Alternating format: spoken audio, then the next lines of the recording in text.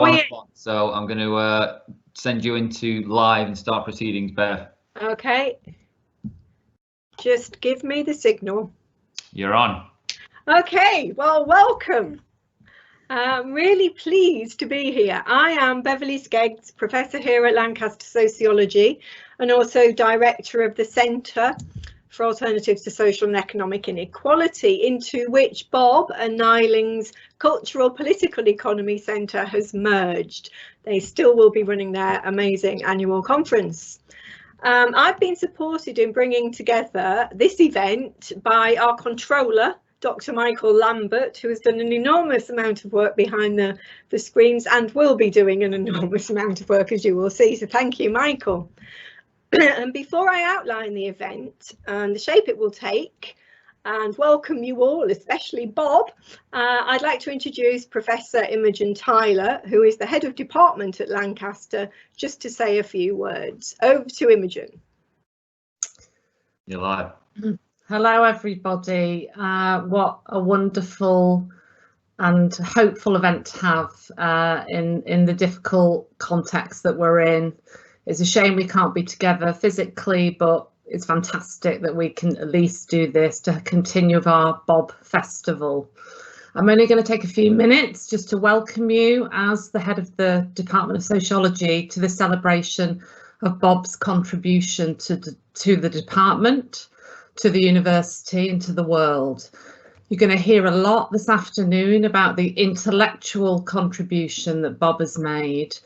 But I think I just want to say something more personal about Bob as a colleague. In short, in his 30 years at Lancaster, Bob has been the most extraordinarily generous colleague. He is a true citizen of the department, having acted as head, as deputy head, and in many other service and administrative roles in the department, in the faculty, in the wider university. But beyond those kind of formal roles, what Bob does and continues to do daily is pour so much energy into mentoring, advising and helping progress and really uplift the careers of other people, of junior colleagues, of students, including myself in the 20 years that I've had the pleasure to work with him here at Lancaster. So I'm personally indebted and grateful for what Bob has taught me. What always strikes me about Bob is his energy and his respect for others. The way he always turns up without fail to department meetings, events and socials, and his truly dignified and equal treatment of all staff and students. So despite his world-renowned fame and achievements as a scholar, Bob is the very opposite of a diva professor. On the contrary, he offers us, all of us, and me a model for what true collegiality looks like in practice. So Bob, I hope you enjoy this celebration this afternoon, and I'm really looking forward to when we can get together in person for a cup of tea post-pandemic. When you retire, I'm going to miss you terribly, your incredible razor-sharp strategic and political skills, which has helped us create this amazing community of scholars at Lancaster. But most of all, what I'm going to miss is your everyday practices of care and kindness, which you gift to all of us daily. Thank you, Bob. Now handing back to Bev. Thank you. That's so lovely, Imogen, and so true. What a colleague. So I am absolutely delighted to host this event, partly for the reasons Imogen's just outlined, but Bob is exceptional. We were originally going to do an in real life event over 2 days, and it was all arranged with accommodation, flights, etc., but we had to cancel it and we've slimmed it down because of the pressures of digital performances. So we're squashing quite a lot into this.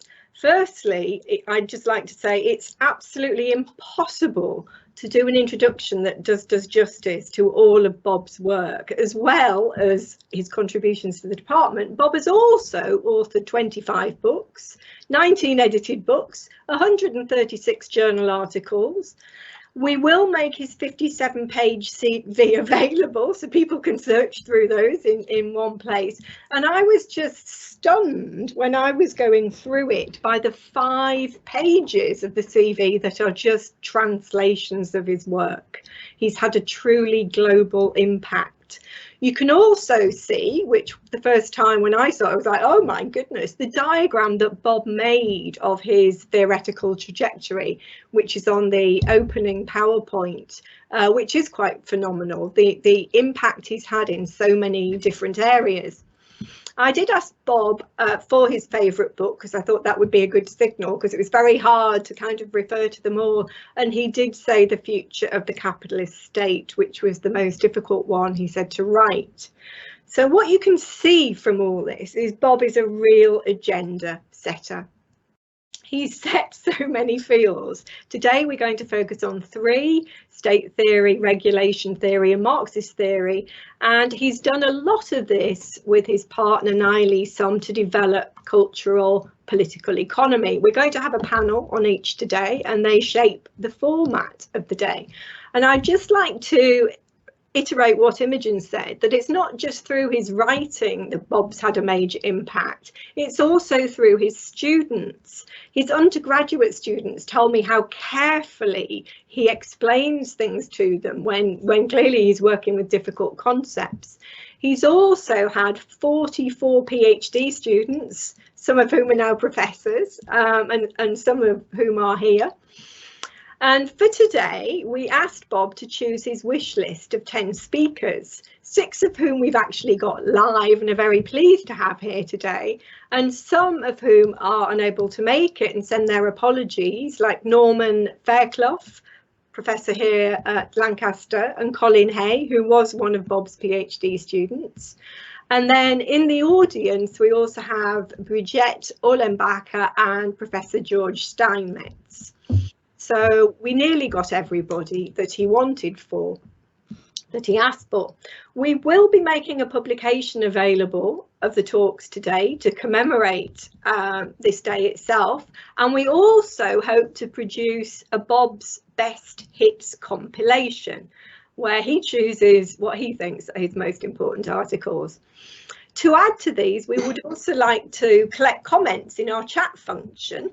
So if you were a student of Bob's, a PhD student of Bob's, you've had an argument with him in a conference, I've experienced a few of those, and he's benefited your thought in some way, could you compile a short account in the chat and we will put those into a compilation that will go with Bob's Best Hits. However, at the moment, time is a premium and I'll be very strict. The format is speakers have 20 minutes each, with Nyling having a little more, and Bob responds to each paper for 10 minutes and then with a general response from Bob at the end.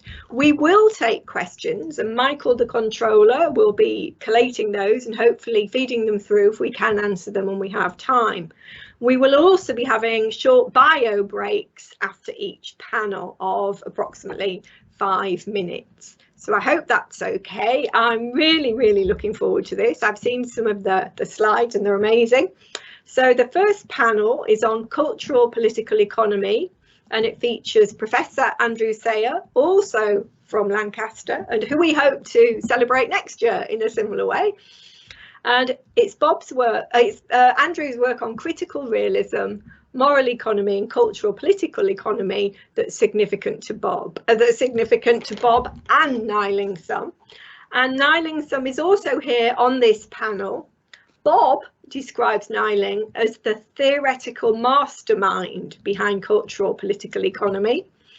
She's worked on a novel interpretation of the French regulation theoretical approach and has applied that to the political economy of East Asia newly industrializing countries and more recently China, of which we will hear a lot more. But Bob said, and I think this is quite wonderful, she is number 1 on my wish list. So over to Andrew and Nyling. So Andrew, welcome. Thank you, Bev, and good afternoon, everyone, especially good afternoon, Bob. Well, let me add a few words in appreciation first. Bob's prodigious capacity for work is well known. Looking at his publication list, I'm reminded of the few occasions when I went cycling with Bob, and he would leave me breathless in the first mile and disappear into the distance. As regards publications, I sometimes think he can write them faster than I can read them. But of course, it's not just a matter of quantity. His work is characterized by its erudition and rigor. He keeps on top of an extraordinary range of literature, blogs and news, and not just in English, and not just in one discipline. His work takes a post-disciplinary stance, quite rightly putting explanatory adequacy before loyalty to any particular academic discipline. The term open Marxism has sometimes been used by Marxists who are not at all open, to put it mildly. But I can't think of a more truly open Marxist than Bob. He has consistently sought to integrate and synthesize valuable ideas from many other theoretical sources, not only other Marxists, or indeed Weber and Foucault, but Polanyi, Minsky, Luhmann, many more, and also themes from critical realism, discourse analysis, evolutionary theories, cell biology, and more. But aside from his research, as has been said, he's also played such a full role in teaching and administration and in developing the strategy of the department. And but for Bob, I probably wouldn't be at Lancaster. And I'm sure that I'm not the only former head of department to have valued his advice. But anyway, I'd like to offer some reflections on some of the themes that run through Bob's work, inevitably ones which also relate to my own interests, and pose a few questions about them, plus some questions about the contemporary situation, where I find myself wondering, what would Bob say about this? And my reflections come under three headings: critical realism, secondly, cultural political economy and moral economy, thirdly, political economy and environmental crisis. And again, I should note that particularly regarding the second, much of the writing is with Nai Ling. So critical realism, first of all. Well, over many years and articles, Bob has developed a critical realist methodology for theorizing and analyzing political economic conjunctures and crises. He hasn't just used critical realism, but has developed it. In fact, I'm struck by the extent to which Bob's work not only presents analyses of capitalism and its various forms and so on, but also develops a methodology and appropriate ontological frameworks for doing so. Much of this is concerned with how one moves from abstract to concrete, or in Bob's terms, from the abstract simple, such as exchange value and use value or capital and labour, to the concrete complex, the financial crash, or maybe Brexit, to show how multiple tendencies interact according to their various powers, affordances and susceptibilities, but also always according to their timing and spacing. And as a one-time geographer, I particularly appreciate the latter point. It always makes a difference.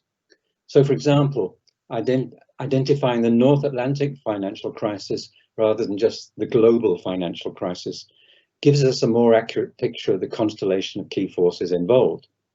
Similarly, conceptualizing the differentiation of capitalism in terms of variegation rather than simple varieties of capitalism, as if they were homogeneous and nationally contained, reminds us that their development always involves both internal diversity and external relations.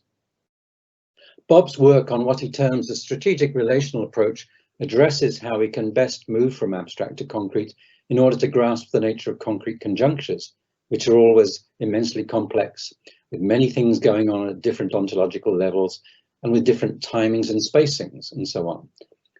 There are always many possibilities, but only some get selected and retained according to their fit with what else is going on. And the hope is that by examining current conjunctures in this way, we can better assess possibilities for change. And I also appreciate how this attentiveness to concrete conjunctures doesn't preclude showing how very basic structural features of capitalism, often ignored in analyses of crises, underlie and drive so much.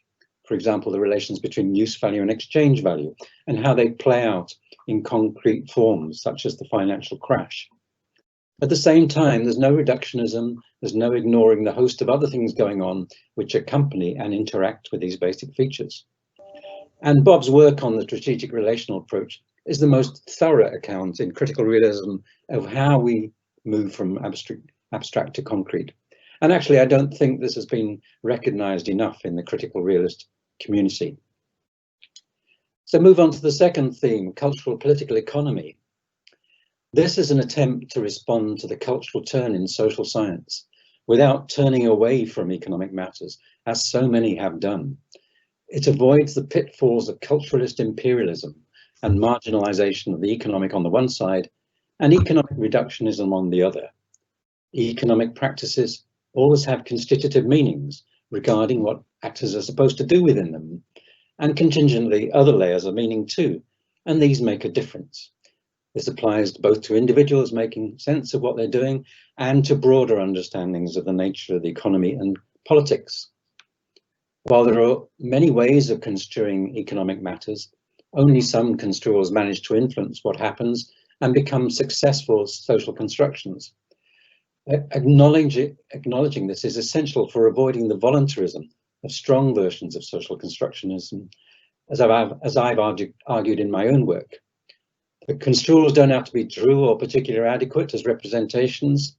Misunderstandings and indeed fake news can of course produce real effects, but they must fit or resonate somehow if they are to become performative. So what kinds of contexts, material as semiotic, allow some construals to become effectual and others not? Actually, that's a rhetorical question. Economic imaginaries are identified as having a crucial role here. For example, post-Fordism, ordoliberalism, the knowledge-based economy, the Green New Deal. And these identify privilege and seek to stabilize some economic activities from the totality of economic relations. There are many different systems of meaning regarding economic matters and different publics. Economists and other academics, business people, bloggers, politicians, think tanks, lobbyists and journalists all vie for influence over economic matters. These primarily offer a top-down view of economics. But there's also another level of meaning relating to economic matters, which is bottom-up and more micro, modest and mundane. This has a practical logic, but one which has more to do with coping than bringing about change. There are surely folk economic imaginaries. They are made up of the ways in which ordinary people make sense of what they do and of the wider context. The meanings are often tacit and felt more than thought. They arise out of an affective, evaluative, practical involvement in everyday life. So I wonder about the relation between those whose main job is to talk and write about economics matters in a top-down way, and those who have a more practical but no less meaningful relation to the economy. Where do these connect up? And where do they pass each other by? And as Bob and Nai Ling note, there can be what Norman Fairclough calls chains of discourse, linking economists to think tanks, to lobbyists and politicians, popular media, for example. And at each stage, the discourse is adapted to suit the audiences and setting. And the very construction of such chains of discourse would seem essential for producing change. But some construals do not reach certain publics, failing to resonate and connect. In particular, given the lack of understanding of economic matters in the general public, most elite interpretations pass them by. The role of ignorance is surely important. And of course, certain ideas are not meant for circulation to the wider public, but are concealed to protect the interests of the powerful. The covert anti-democratic agenda of neoliberalism is an example. And the most difficult thing for any kind of discourse analysis is assessing reception. And while some theorists have written about everyday neoliberalism, this is mainly speculative and rarely checked out empirically. Here, there is surely a place for ethnography and cultural political economy as a way of understanding popular consciousness. So a lot of important economic practices are either remote from the everyday lives of the majority or misunderstood, like financial markets. So it's not surprising that one of the most influential economic imaginaries in the wider public in recent decades is not one of the academically fashionable ones, but one that is simple and literally homely. I refer to the imaginary of the nation as household, according to which the government, like a household, has to live within its means. You can't spend what you don't have. Where's the money coming from? How are we going to pay off the national debt? This is the deficit myth. Nations are, of course, very different from households. Governments can impose taxes, and if they have their own currency, like the UK, they can instantly create money and always pay off debts. And as long as the new money is used for mobilizing unemployed labor, it needn't generate inflation. Either Rishi Sunak and other politicians, Labour as well as Conservatives, don't understand money and macroeconomics, or they find the government as household imaginary a useful myth for justifying austerity and protecting the interests of creditors. Alternatively, they know it's a myth but dare not question it because they fear being dismissed as fantasists, believers in magic money trees, going against common sense. Isn't it amazing how easily serious bodies of thought can be dismissed with a smart-ass put-down? Relatedly, we might consider the role of affective influences on everyday political consciousness. Many now argue that when it comes to political affiliation and voting, affect, emotion and values are more important than policies and understandings of what's going on. George Lakoff argued that value frames are more important, for example, and the right weaponizes this insight. If Lakoff is right, how should cultural political economy regard this? The idea of culture wars, promoted largely by the right, is gaining traction. How should we rate the influence of such things relative to economic matters in politics? But I also want to add to these comments on cultural political economy some about its relation with moral economy, something I'm interested in. And as Bob and Nyling note, cultural political economy and moral economy have a lot in common with 18th and 19th century classical political economy, which preceded the fragmentation of social science into separate disciplines. This pre-disciplinary literature combined the political, the cultural, and the moral or ethical seamlessly.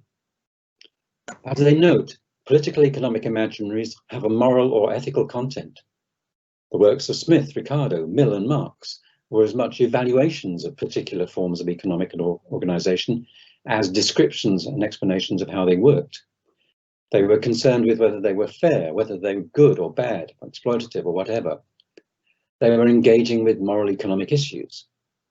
And when this early social science, or moral philosophy as it was called, later fragmented into disciplines, there was also a separation of normative evaluation and critique from positive description and explanation, with the former being ghettoized in political theory and philosophy, and the latter in economics, sociology, psychology, and so on, each with their own blinkers and with little or no communication or learning between them. And I think it's important to avoid reproducing this split by restricting CPE to the positive or scientific description and explanation side and moral economy to the normative side. I say this because an account of human life that doesn't tell us whether people are flourishing or suffering is radically incomplete as a description of what is the case. In not providing an evaluation, it fails to describe. Here, the distinction between the positive and the normative breaks down. As Mary Midgley said, you can't have a plant or an animal, including human animals, without certain things being good or bad for them. Life itself is normative, intransitively normative, as critical realists would say. To be sure, we have differently cultivated natures, and thus to some extent differ according to the cultures we live in. But that doesn't make the matter of what is good or bad for us merely a matter of cultural convention or construal, as sociologists and anthropologists sometimes imply. Bob uses the analogy of medical diagnosis and symptomatology in his discussion of how we can understand crises. I'd want to add that while a medical diagnosis seeks to identify what's happened and what's produced a certain condition, it's also inescapably normative in that it's focused on what has gone wrong, and not just what is abnormal, but what is bad for the patient. And this has implications for critique. Without any evaluation of well-being and justice, critique is limited to identifying hidden presuppositions, factual errors, contradictions, the naturalization of historically and culturally specific social forms, and so on. All of which is fine, of course, but it omits the identification of avoidable suffering and its causes. And I would suggest it's in this area, the empirics of human well-being, that we should ground the normative standpoints of critique. So it seems to me that cultural political economy and moral economy overlap considerably. They need each other. Finally, political economy and environmental crisis, my last theme. I suggest that the most serious problem of political economy, CPE and moral economy is a failure to take our relationship to the environment seriously enough. It's not merely an academic problem, but a failing of our whole way of modern life in the so-called Anthropocene or Capitalocene. Yes, Marx was far better than most theorists in recognizing the importance of human-nature relations and capitalism's threat to them, but understandably, he was less aware of what would be the long-term effects. And as Bob notes somewhere, political ecology must become an integral part of an economic and social imaginary. But we look a long way off developing the kind of bioeconomic thinking in which the description and evaluation of economic practices always includes assessments of how they affect ecosystems and climate. As I see it, we have yet to grasp how people-nature relations are central to economic functioning, and hence to grasp the implications of global heating and ecological destruction for human well-being. As K. William Capp said, capitalism is a system of unpaid costs, embracing not only what are typically seen as externalities, but the costs borne by labour in terms of economic insecurity, exploitation and domination. The very term externality implies that these matters are not central to economics.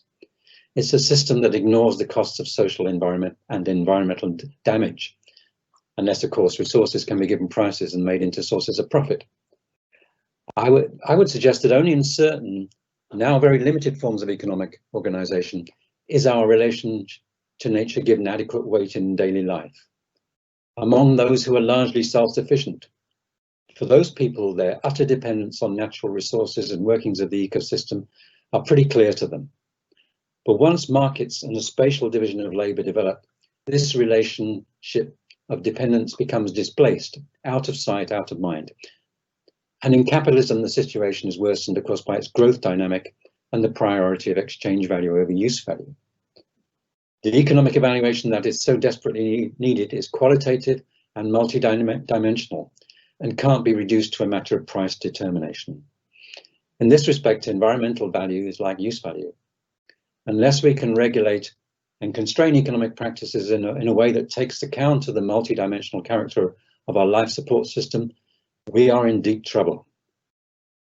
Although most Greens believe that capitalism is addicted to growth and argue for degrowth, they tend not to argue that capitalism must be replaced because they're not sure what kind of economy could replace it satisfactorily, or because they believe doing so would require a revolutionary politics that would lack democratic support. In any case, it doesn't fit with the Green ethos of decentralized power. As a result, there's a curious hiatus in the debate. So here, finally, I wanted to invite Bob to comment on ecological degradation and climate crisis as a source of economic crisis, and also, is degrowth possible within capitalism? In the more radical versions of the Green New Deal, we have an imaginary that is at odds with both prevailing imaginaries, objective structures and balance of power. So I wonder, how might it make progress? No pressure, Bob. That's it. Thank you. That's great. Thank you. Thank you very much, Andrew. And some provocative questions for Bob, which he always likes to rise to. So, Bob, over to you. Okay, thank you. Can we have the PowerPoint up, Michael?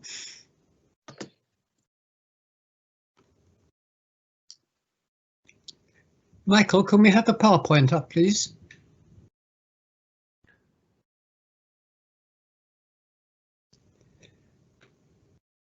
I can't see the PowerPoint.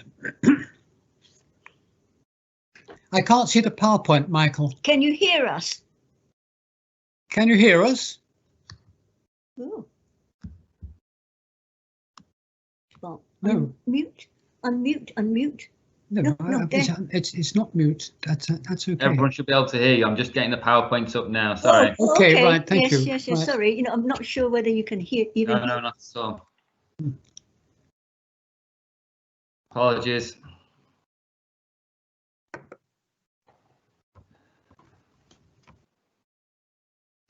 Well, let me start anyway, because time is short, as we know. Yeah. So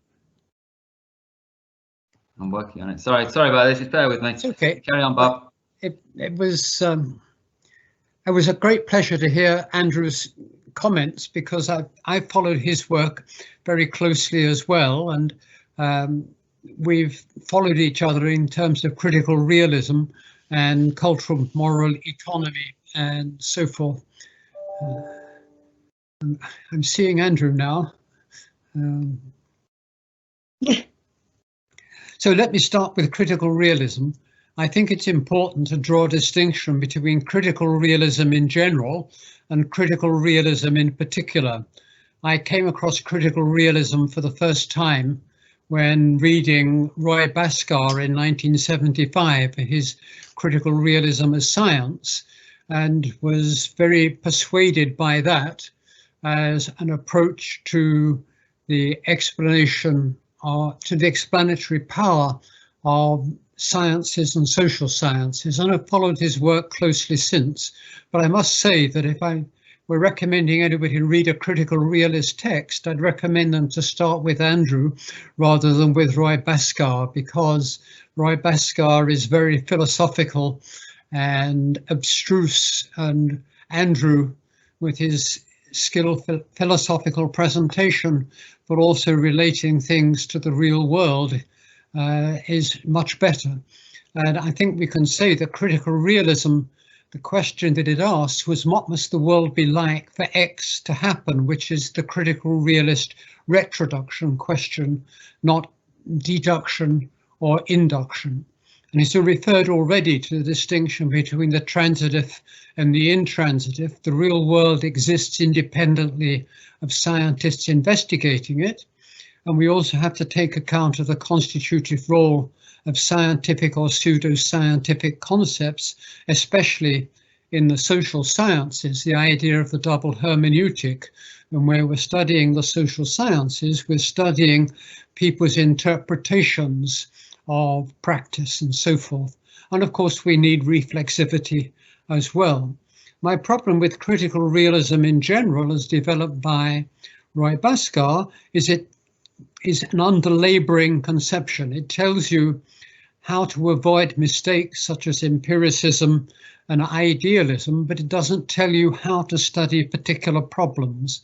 And I've argued for not only defending critical realism in general, but also particular critical realisms. And that means that multiple modes of theorization are okay. There's no one best way to study the real world. Concepts and methods depend on your objective of inquiry, which is itself variable. Can we take the next slide, please? So critical realism in particular, the challenge is how to translate critical realism in general into particular research questions, strategies, investigations, and conclusions. And that doesn't happen in a vacuum. We have to remember the transitive dimension of science, the practices of social scientists and others, and it involves retroduction. And when we say, what must the world be like for X to have happened, that X can be an anomalous observation or event, or a newly defined social problem. And we need to distinguish between cultural innovative analyses from normal science. We must think of revolutionary science and so on. So we've got lots of different perspectives we can take in relation to critical realism when we apply it in particular. Next slide, please. In terms of the movement from simple to complex, this is how I understand the work of the regulation approach. It starts with an abstract, simple notion of the value form. It then moves progressively towards the complex and concrete with its analysis of varieties of capitalism, or as I describe them now, variegated capitalism. As one moves down that list, one moves through progressively more concrete and complex concepts. Next slide, please.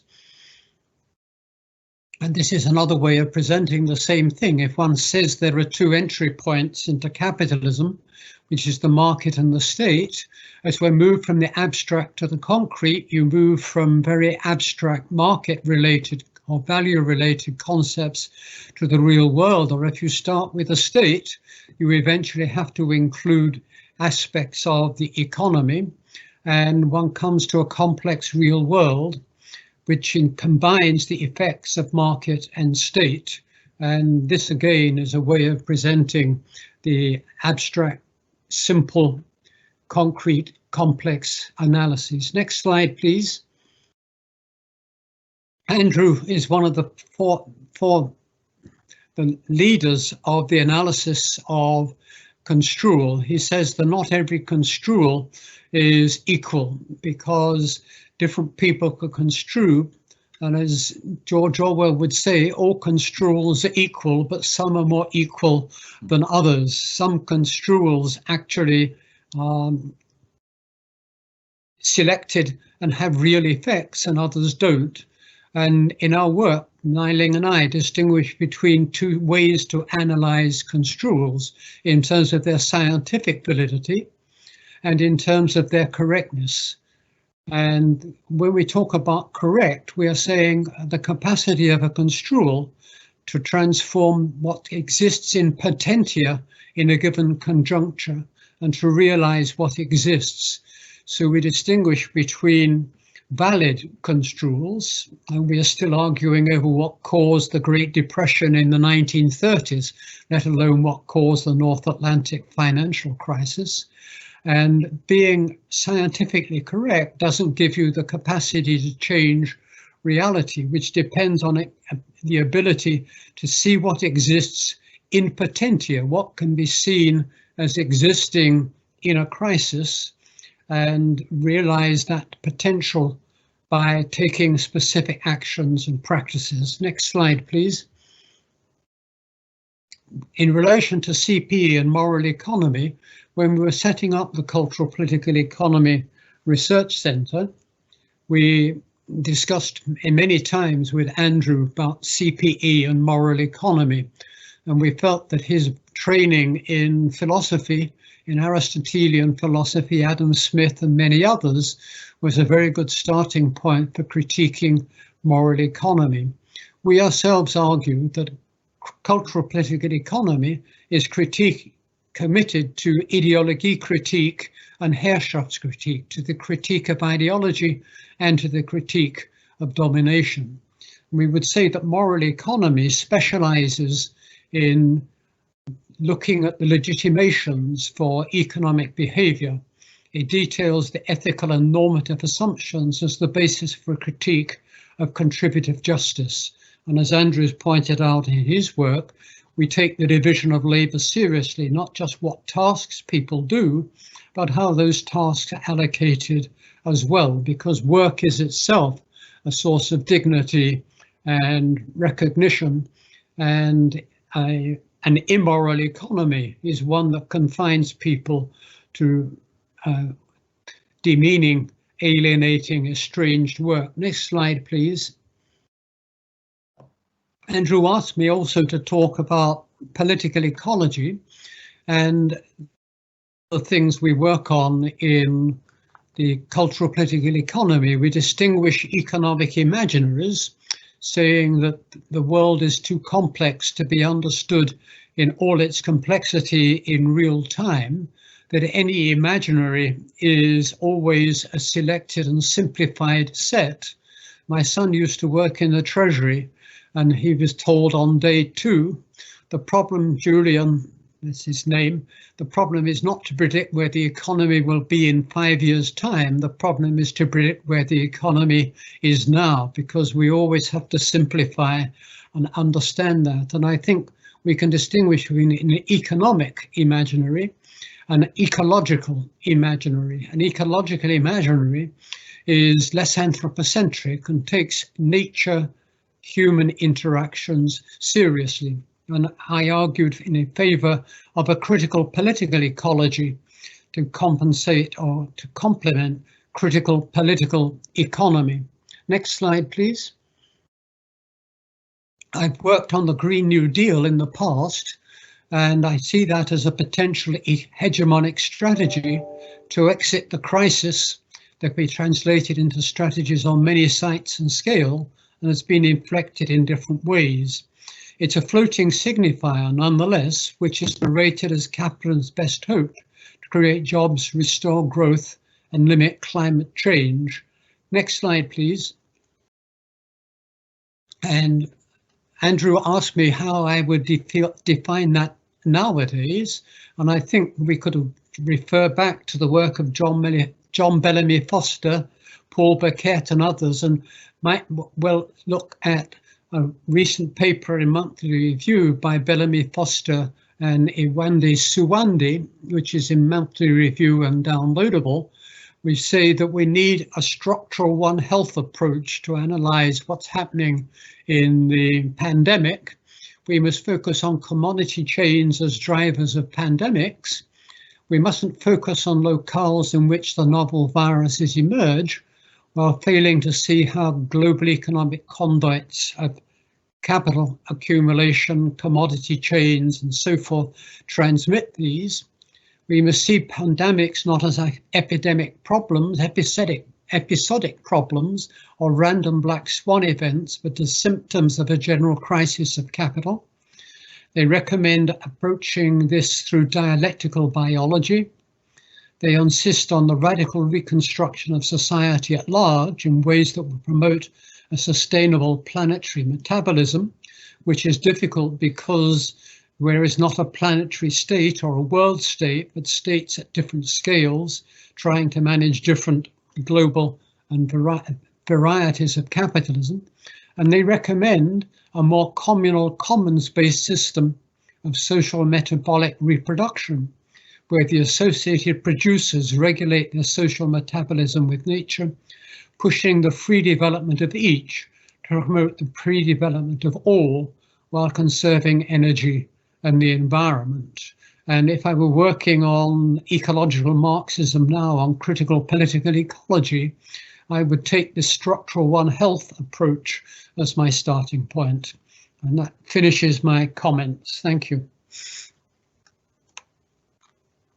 Thank you, Bob. Can you, I'm just thinking the next time, can you turn your camera on because we couldn't see you? Oh, I can turn that on, yes. Yeah, and we will now, after that incredibly, I don't know how you're going to keep going. That's incredibly comprehensive response. We will now go across to Nai-Ling, who is sharing the same camera, I hope. Yes, I am. Yes, sharing the same camera. Yes, hello, everybody. Yes. Great. So remember, just to say, Nai-Ling is the theoretical mastermind, according to Bob, and we welcome her here today. So over to you, Nai-Ling. Thank you. Thank you. So, well, thank you. Well, let me start by thanking the Sociology Department, especially Imogen, Bev and Michael for organizing this wonderful event for Bob's retirement. That is really, really something that is will be very, very memorable for us. Well, for this particular talk, I could have taken many speaking positions, but I choose the one as Bob's co-author. Okay, so let me start. Michael, can I have my slides, please? Working on it. Sorry, technical issue on my part. Just okay. Well, let me start then. Okay, so, well, once the PowerPoint is up, okay, as I said, okay, I'm taking the speaking position, okay, of Bob's co-writer and co-author. And of course, you know, our co-work, okay, was started, okay, you know, a while ago when we both first arrived at Lancaster. Well, we both first arrived at Lancaster at about 30 years ago in the same year. Bob came from Essex University and I came from Hong Kong City University. So when we met, then what happened was Bob bring, from my point of view academically, his regulation approach and state theory. And for me, okay, what have I got? Okay, then, okay, arriving at Lancaster is the world system theory. And the world system theory, okay, well, of course, all right, with the world system theory, I was actually in search of new idea. That's the whole point about coming to Lancaster. In search for new idea to work on East Asian capitalism, especially the newly industrializing countries.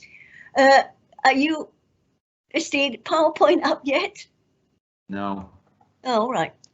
Okay, but let me continue. Right. So I brought with me, okay, the world system theory, and of course, okay, in search for a new idea.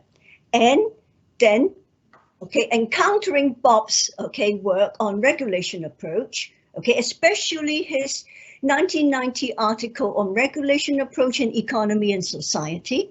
Okay, that is a very, very, very wonderful, okay, and very, very detailed, okay, kind of summary and a very good, starting point. And of course, in addition to Bob's work on regulation approach, of course, you read round, okay, Boyer's work and other people's work. And I was very impressed with the originality and the richness of this particular approach. The richness of regulation approach, especially as Bob earlier on has said, okay, how it goes from the abstract to the concrete and etc., etc. It's sort of, really, from the nature of capitalism, the value form, all the way down to the labor form, etc., etc. But however, on reading that literature, I found it very difficult to apply to East Asia. Okay, I found it difficult to apply to East Asia on 3 grounds. First of all, the regulation approach is crouched in national variety of capitalism. Okay, and they tend to analyze it, or rather they tend to analyze its existence in isolation of the world economy.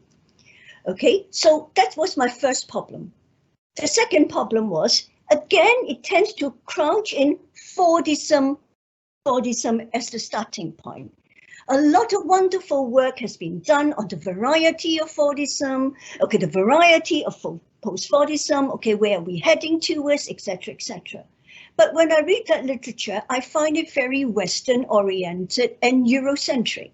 Eurocentric in a sense that, okay, it is crouched in autocentric logic, the autocentric logic of mass production and mass consumption of the working class and trade unionism, assuming that there's a very strong trade unionism.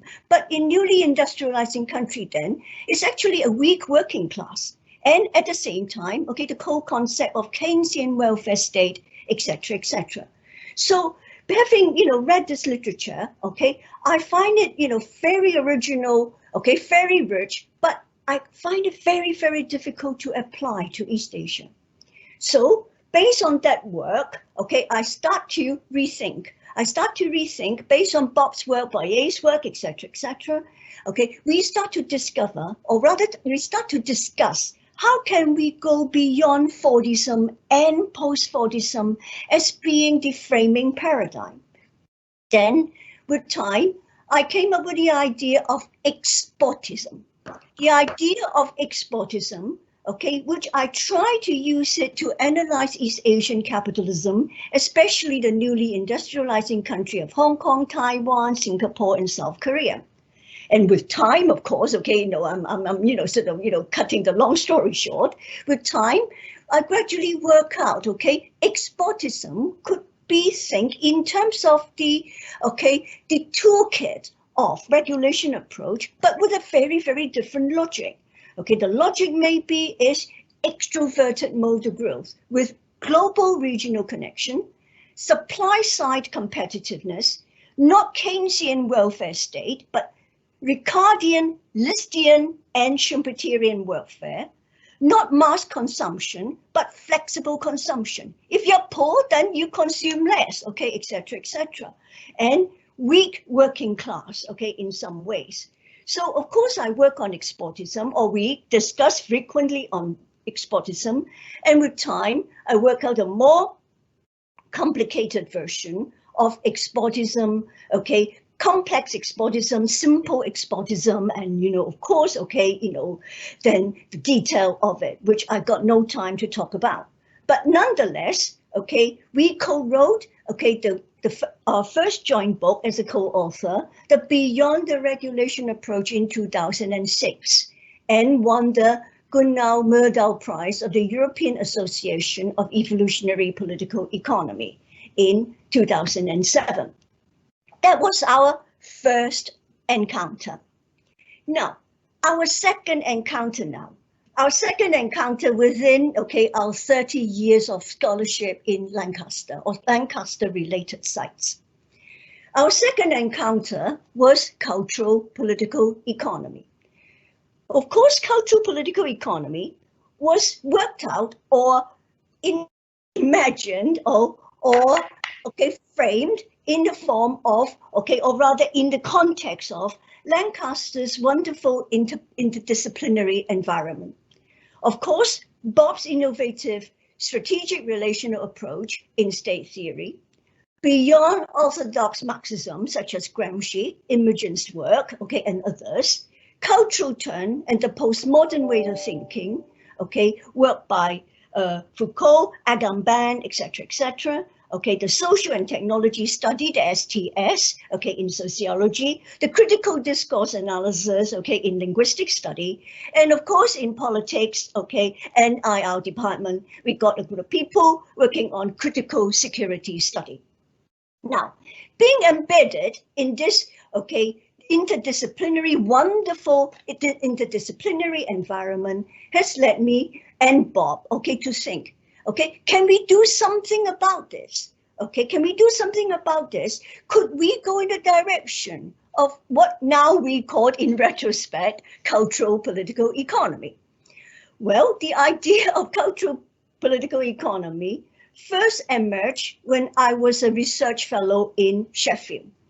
I remember that day in a funny way. This day still is with me.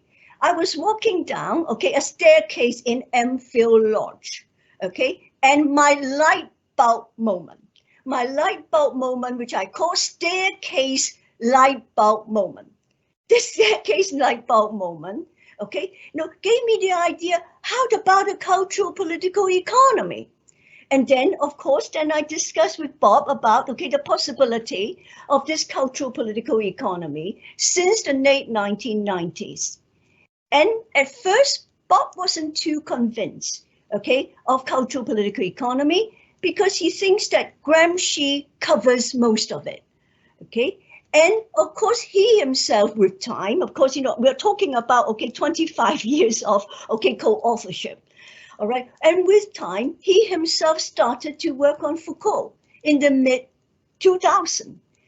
His piece on constituting the other Foucault effect, and of course, his meanwhile parallel work, on governmentality, on obviously, in, if you like, his continual work on structure, structural crisis, and his own strategic relational approach. Bob was starting to be interested in Foucault himself, all right? And of course, given, his Marxism, given his critical, realism, etc., embedded in his own intellectual trajectory. So, well, with time, we were still discussing, obviously we're talking about, sort of, if you like, early 2000, and then with time, we're trying to talk about, and that is how can we move towards a more material discursive approach, not just a discourse, but the material discursive approach in cultural political economy. Of course, Bob's share in this particular co-authorship, of course, is at the same time supported by his ESRC professorship, and that is he continued with his work on strategic relational approach and complexity reduction, etc., from the abstract to concrete, all these work that, just now we have talked about. And he started to be interested, not just simply the 2008 structural financial crisis, but also crisis discourses, the discourses of the crisis. Now, so Bob is trying at the same time during this particular period to bring in, crisis discourse. That was Bob's side of town.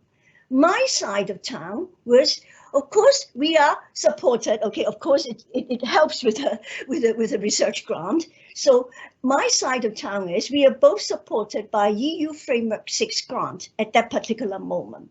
And I just was thinking to myself, how could I have a more discursive entry point? Okay, Bob would take a more structural entry point, okay, but of course with an interest in discourse, and I would take a more, okay, discursive viewpoint, but at the same time, okay, embedded in a material structural context.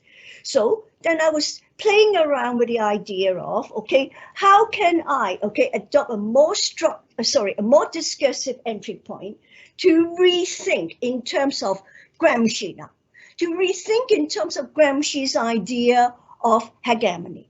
Now, rethinking Gramsci, lots of work, okay, from my point of view, seems to, when they talk about hegemony, assume as if hegemony is already out there. All you need is to identify it and describe it.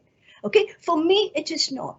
Okay, for me, hegemony, or rather hegemonies, okay, is being produced. So then I came up with trying to work on, from a discursive entry point, the production of hegemony and counter-hegemony related to knowledge that are mediating the remaking of social relations and subjectivity. Not just simply social relation, but subjectivity, of course, linked with emotion, affect, okay? So how do I do it then? Okay, you know, in other words, okay, to try to, if you like, work on this co-authorship and develop cultural political economy. Then how did we do it? Then we try to take 3 main steps. Now, I know I haven't got the slides, okay? The slides will give me a lot more help, okay, when I talk about these 3 main steps. But nonetheless, I will try, okay? The 3 main steps, the first one is staging an encounter between Marx, Gramsci, and Foucault. In other words, it's not just simply Marx, it's not just simply Gramsci, because Gramsci is hegemony. For me, I want to see it as production of hegemony, how it is being produced. If it is being produced, then Foucault's work, okay, especially on his knowledge, okay, or rather the discourse, discursive technology, governmentality, can help us to rethink. And of course, last but not least, the third step is, okay, to work out, okay, through Bob's strategic relational approach, the 4 selectivity, or rather the 4 interweaving 4 selectivity. Let me start with the first step, and that is encounter between Marx, Gramsci, and Foucault. Well, the encounter was, for Marx, okay, of course, Marx provides us with crucial foundation of critique of political economy. For Gramsci, okay, as I said earlier, okay, his vernacular materialism highlight the role of languages in sense and meaning making in mediating, okay, hegemony, and of course, counter hegemony as well. And from Foucault, of course, is his work on objectification, subjectification, power knowledge, technology of power, and assembling of the positives. Now, staging this encounter, okay, it's easy to put them, oh, all right, I'm going to work on Marx, Gramsci, and Foucault. But how do you do it? Okay, so we discussed how, in fact, do we do it. Then we took a triple movement. The triple movement is borrowing from Marston, who has the observation, and that is Marx can tell us why, but cannot tell us how. Foucault can tell us how, but cannot tell us why. So based on that, we work out a 3 triple movement. The first movement is what I called, okay, if I got my diagram, it would be wonderful, but I haven't got it, okay, on slide. So if I could have my diagram, the first movement of the first encounter will be Gramsci and Marx, okay? Gramsci is renewing Marxism, okay? And from okay. Further down, please. Turn things off and on again. I'm very sorry. Don't worry, further down. More. Next slide. Next slide. Next Triple, slide. yep, There we are. yeah, that's Good. it, that's it. Oh, no, no, back. too fast. Back, back, back. That's back, it. yep. That's it. Fine. The three-side encounter between Marx, Gramsci, and Foucault. From Gramsci, of course, we know Gramsci tried to renew Marxism, which is the first side of the encounter. The second side of the encounter, which is number 2 on the diagram, is Foucault. Foucault's work on discourse, discursive technology, governmentality help us to rethink about Gramsci, especially trying to governmentalizing Gramsci. And of course, the third encounter is Marx and Foucault. Okay, the other arrow now, the third side. The third side is trying to Marxianizing Foucault in the direction of a post-Foucault approach. A post-Foucault approach in Marxianizing Gramsci is to reintroduce social relation back into Foucault. Next slide. And as a result of this encounter, as a result of this three encounter, okay, then we work out again with time 4 interweaving mode of strategic selectivity. Of course, this has its root in Bob's strategic relation approach, but now add on the gloss of Marx, Gramsci, and Foucault. We work out 4 selectivities. The first one is structural selectivity. Of course, the structural side would be grounded in capital-labor relation, society-nature relation, crisis and contradiction. And of course, the effect of structural selectivity is structure favors certain interest, identity, agent, okay, temporal, spatial, horizon, etc., etc. Not only we are interested in structural selectivity, which is more Bob's side of town, at the same time, okay, we're interested in the agential side, which we call agential selectivity. The agential selectivity is grounded in social agent being able to make a difference. In other words, social agent can make a difference depending on the ability to read the conjuncture. Okay, Boris Johnson is not very good on that. Okay, making a difference depends on the ability to read conjuncture, the ability to repoliticize and depoliticize discourse, and the ability to combine, reinvent new discursive technology. This is the agential side. Next slide, please.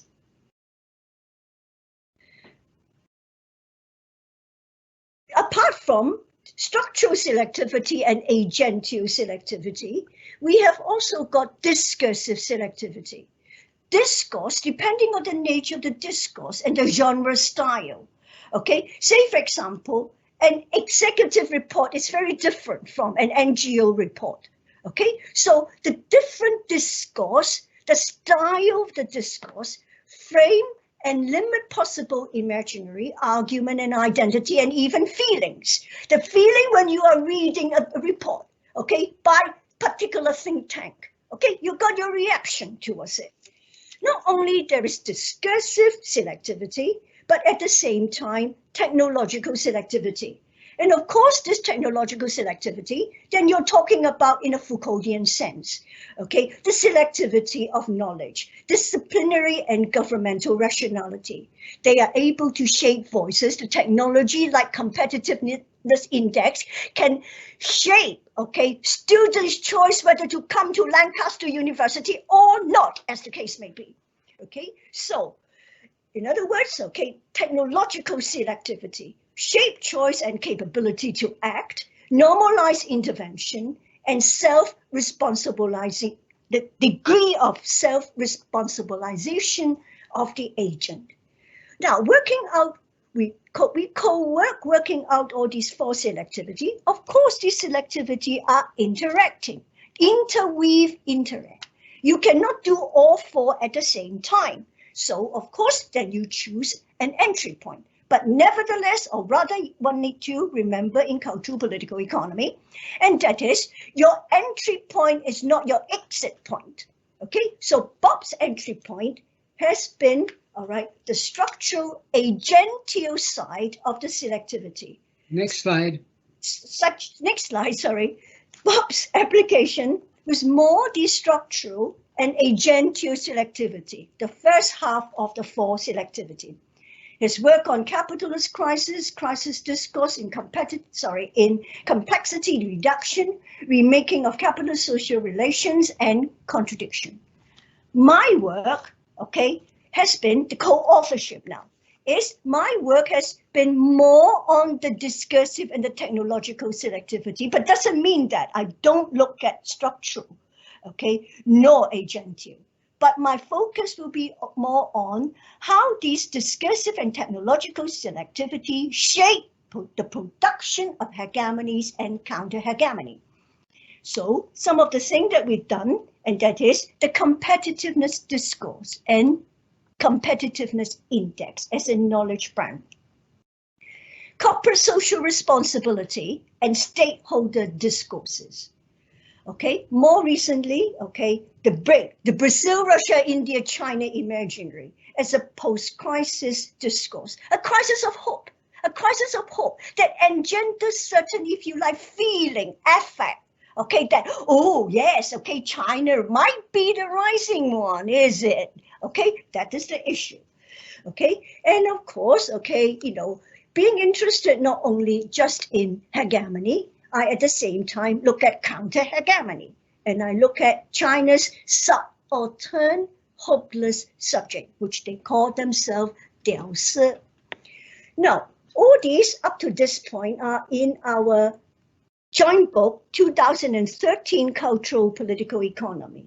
And subsequently, okay, I got more interested in some other transnational imaginary, but the imaginary is not without a material context, okay? The entry point, but not your exit point, okay? So more recently, I'm more interested in China's One Belt, One Road imaginary of hope and fear, creating hope for the world, but at the same time creating fear, hope and fear, the geopolitical and geoeconomics of hope and fear. Okay, and more recently with the COVID, even talk about health Silk Road. China may save the world, okay? You know, by the first vaccine, okay? That kind of discourse, etc., etc. And the material context of how this discourse emerged and the feeling, especially in the West, okay, that might engender. And of course, okay, coming from Hong Kong, my heart is always there, and that is the more recent occurrences in Hong Kong with Chinese nationalism.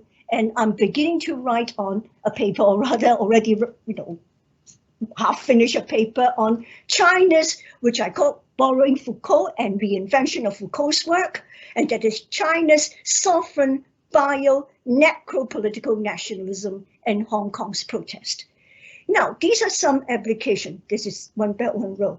Now, the question is, as I said, okay, based on our joint, okay, way of working, okay, each with different entry point, all right, we co-wrote, okay, the Towards Cultural Political Economy book, established the Cultural Political Economy Research Center, and now very happily to be part of, okay, this Inequality Center, okay, and ran 4 international conferences on cultural political economy, and hopefully more will continue, okay, you know, under, if you like, okay, sociology.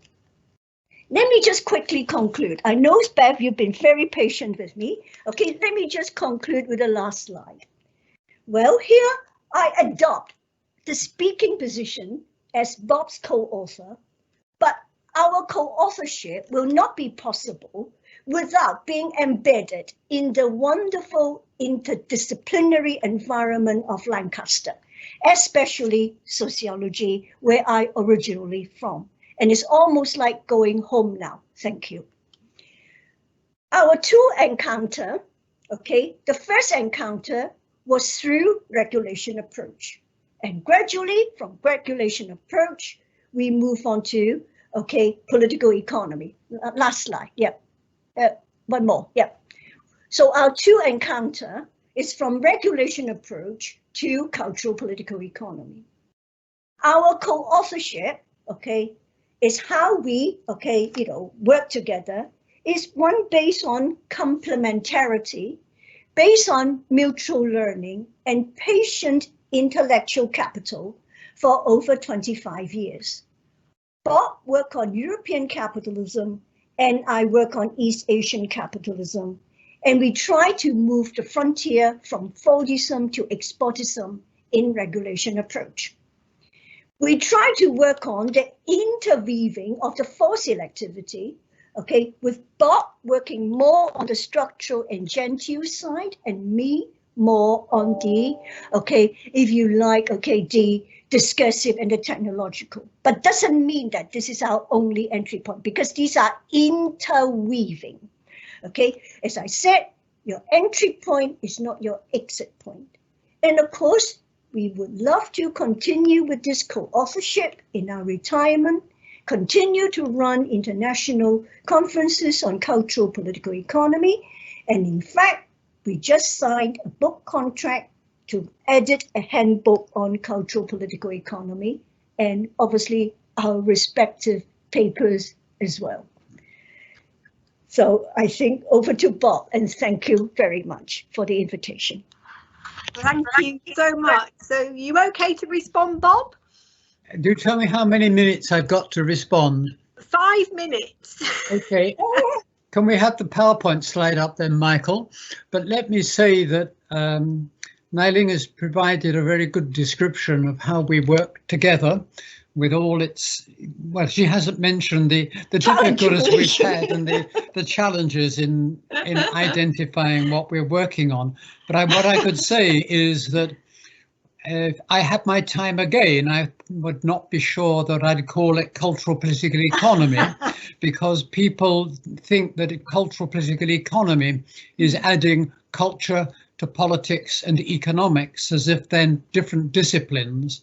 And if I were to say now what we were doing, I would describe it as critical semiotic political economy, because that reflects what we're doing, which is culture is not something added to. Yes, so studies the role of semiosis in constructing economic, political and social realities. So the emphasis is on sense and meaning making. And I think now when we're saying we take a cultural turn, it's a cultural ontological turn, not just a methodological turn or saying what I wonder what the political economy of art or culture is. So I've said earlier in relation to Andrew, while all construals are equal, some are more equal than others.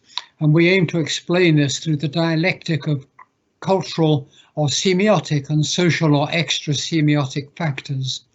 And we apply an evolutionary approach to both structural selection and also to semiosis. So one of the things that we found was going wrong in critical discourse analysis, they could tell you retrospectively which discourses became hegemonic, but they couldn't explain what it is that enabled one discourse or another to be produced, to be selected and to be retained.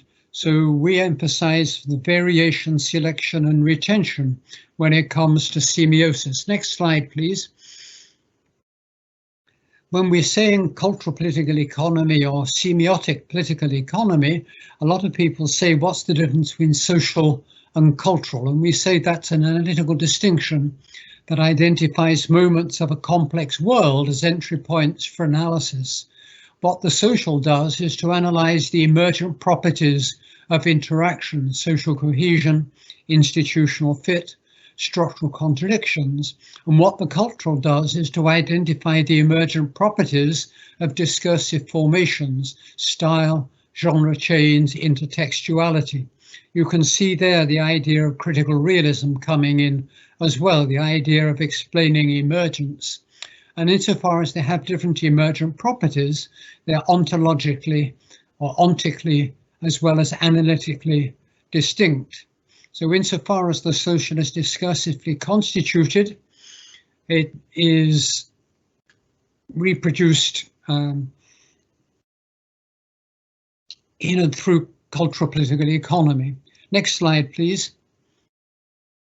The other thing that we're interested in is what happens when social imaginaries are contested, because imaginaries are not pre-given mental categories, they're creative products of semiotic and material practices that have more or less performative power. Social forces try to make their imaginary the hegemonic or dominant frame in particular contexts, quoted as sub or counter-hegemonic imaginaries, and successful framing leads to the emergence of a historical bloc, the conforming historically and contingently of base and superstructure, which is analysed by Gramsci.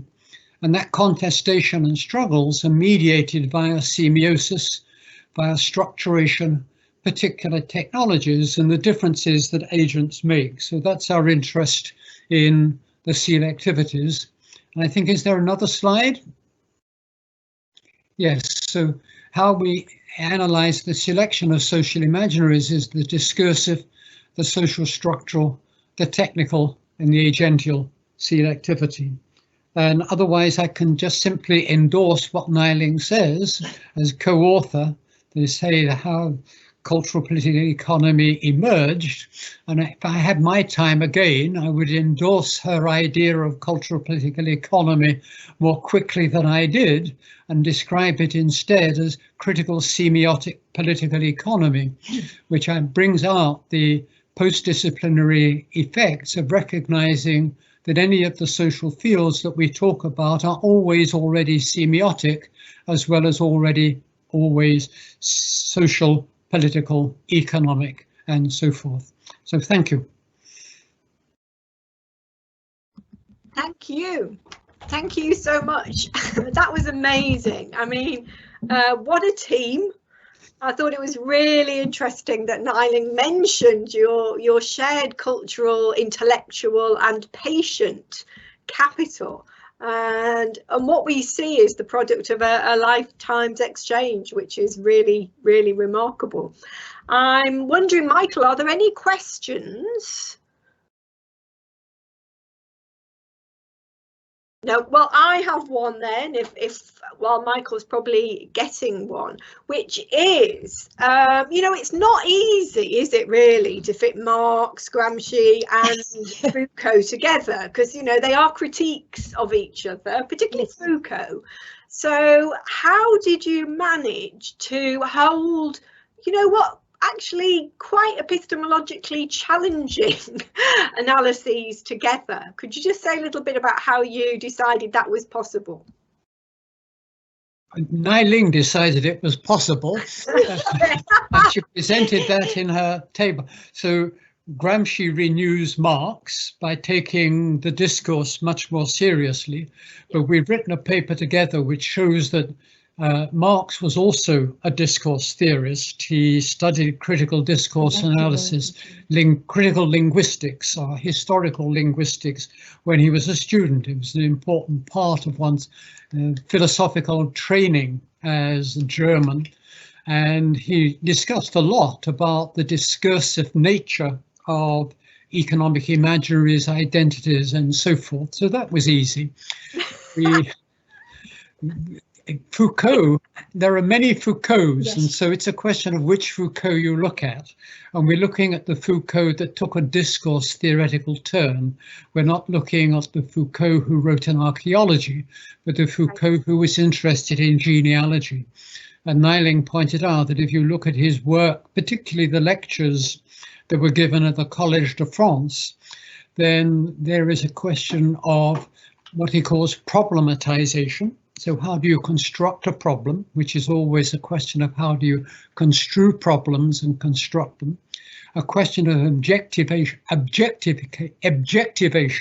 which is how you construct an object to be ruled, governmentalized, governed, and so forth. It takes important then that to govern something you need governing subjects, so he looks at subjectivation, and it also requires that you have technologies, which he's looking at the technologies of knowledge that create truth regimes and so forth.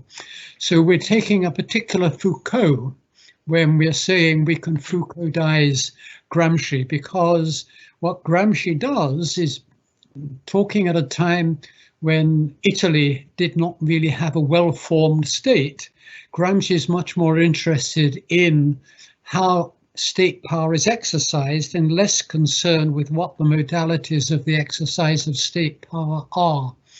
When he says state power has to be understood in its integral sense, political society plus civil society are generally protected by the armour of coercion and so forth, we say that you could rephrase that in terms of government plus governmentality in the shadow of hierarchy. So it's a question of how you reread each of the three authors. You find elements that people have ignored or overlooked in the main. And by showing how they can be read in a particular way, you can create the condition of synthesizing them. The synthesis is always something that requires prior theoretical work. You don't synthesize Gramsci, Marx and Foucault because there are many Marxes, Gramscis and Foucaults, and you have to do your prior preliminary work to be able to do the work of synthesis. So post-disciplinarity is not easy. It requires an enormous amount of prior theoretical work. And Andrew is a past master of doing the prior theoretical work also in producing work as well. And can I just add one point, and that is, of course, as Bob said, okay, there are many Foucault, there are many Marx, and many Gramsci. There are, of course, okay, dissonance and consonance, okay, in and among, okay, this body of work. The question is of course, okay, not that we are ignoring the dissonance, okay, but at the same time, we want to focus a little bit more on the consonance. Is there any possibility? Is there any room that we can, okay, just dig a little bit further in, okay? And of course, as I said, okay, this is, the joy of post-disciplinary work, okay? And in some ways, okay, we try to, and at the same time, we're not aiming to do Foucault. We are aiming, or rather, I read a lot on, okay, the post-Foucauldian literature, not just simply the Foucault, okay, but the Foucault literature. I don't know whether that's answering, but this is I'm just saying what my thinking process. It's a fantastic answer. It's a really good answer. I just want to know if there are any other questions out there, because otherwise you just gave us a great segue into our next panel, which is on state theory, with Juan Carlos Monedero of the state, and has been theorising the state with Bob for a long time, and Professor Martin Jones, who I will introduce the speakers properly when we come back. But unless there are any questions from the audience immediately, I will... Beyond the comments about Bob, so it's all sort of reflective rather than directive at the moment. Okay, great then. Well, we have time now for a 7-minute bio break. So make most of it before we come back to the next panel, which is on state theory, before the panel at the end, which is on Marxist theory. So, you probably do need a bio break after that phenomenal, intense panel. And I suspect the next one will be too. So prepare to concentrate and see you after the break. Right. Okay. Bye. Thank you, Beth. Bye. Thank you, everybody. Is it muted? Is it mute? Okay. Was it okay? I don't mute.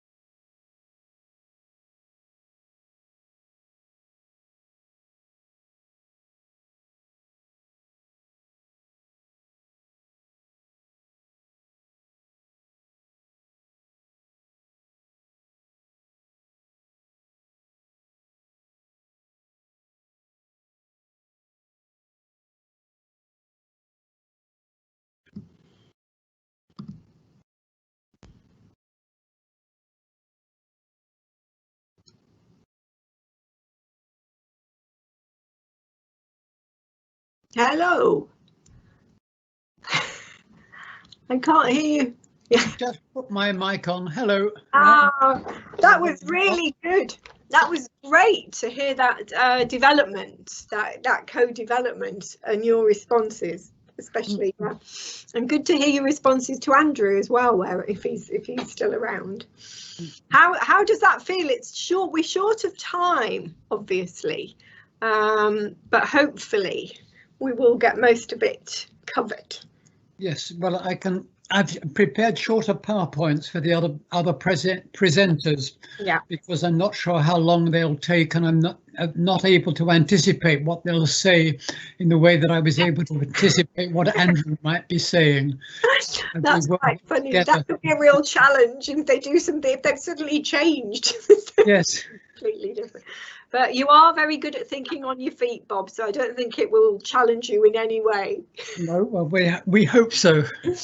Yeah, it sounds nice though, that we're getting lots of nice comments. Martin, yeah, Bob, I'll give you one thing to think about over the next half an hour. On my final slide, I'll ask you to comment on spaces of collaboration. Collaboration in your latest book, of course, you know, from Andy Dunsai's work. If you think about collaboration spatially, which, you know, you and I have spoken about over the years anyway, where would it take you in terms of multi-spatial meta-governance, its failures and futures? That's the one thing I'll ask you. Okay, well, I've got a slide already about multi-spatial meta-governance. I know you have. That's the collaboration. I know you have several, of course. Before we resume, can I interrupt not only with my own technical difficulties, which have unfortunately waylaid proceedings, but all of the international speakers that we have lined up, so remaining in terms of Juan Carlos and Alex, but also Michael, they're unable to get past the Lancaster University firewall information in logging into the event. So they're all there and present as attendees and have been commenting through email what they're able to see everything, but they can't actually log in as a presenter in order to be able to deliver their presentation. So so that contributed partially to my technical difficulties, trying to help out behind the scenes there, but it's a common problem to everyone that's outside of the United Kingdom. Wow. So which is everybody but Martin, who we do have here. I will try and resolve this to the best of my ability with ISS in the next half an hour. Yeah. But that will have a significant impact. Just wonder how you get around that. You say, it's the easiest way to get around that. Yeah, I think perhaps we should go with Martin first. Exactly. I'll go first while you try and sort it out. Yeah, it's okay. So if we go with you, Martin. Yeah, I'm happy with that. For 20 minutes, and then Bob responds for 10 minutes, and then hopefully in that time, ISS can let people in. Michael, I'll share my own slides as well, because it looks like please do save myself any more embarrassment. Let me try and so I've shared my slides already. You can see my slides, can't you? Yeah, that's me doing my own tray. It makes life easier, for that if you've got technical issues. That's great. So welcome back, everybody. You may have heard a bit of that conversation. Our international speakers of our next 5 speakers actually, all but one are internationals, and they're locked out of the system. Lancaster ISS is not letting them in at the moment.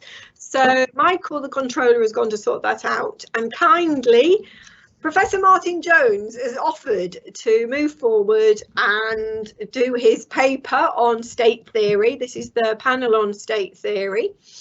Now, Martin is another of Bob's co-authors. There must be many around the world. Martin is also so prolific in terms of publications that it would be impossible to sum up. He's an expert in urban and regional political economy, and is also the Deputy Vice-Chancellor of Staffordshire University. So, like Bob, keeps himself busy. So over to you, Martin. Thank you. Thank you, Chair, and it's a pleasure to be here. Bob, I've known you 30 years. Since I was an undergraduate student at Manchester University. I was the first PhD student of Jamie Peck, as you know. met you in 1991, and I think, you know, your generosity of, you know, scholarship and your generosity of friendship is something I want to basically mention before I make my academic contribution. That was the, if you remember, it was the Transpennine seminar series between Manchester and Leeds and Hull, when Adam Tickell was at Leeds and Jamie Peck was at Manchester and Graham Horton was at Hull. We went around the room and said who we were, and I introduced myself as an undergraduate student, and you came up to me afterwards and treated me like I was an academic. And the way I think that you develop, you know, your collegiateship approach, I think we've heard about. But I'd like to, you know, say thank you personally for that friendship over 30 years, but also to pick up the cycling metaphor. Andrew Sayer, what's always funny, I can keep up with you on the flat and the downhills, but when we go uphill, you think you're speaking to me, and I'm actually 400 metres behind you, probably 400 metres behind you intellectually in some counts as well. So thank you for your friendship and for your co-authorship on several projects that we've worked on.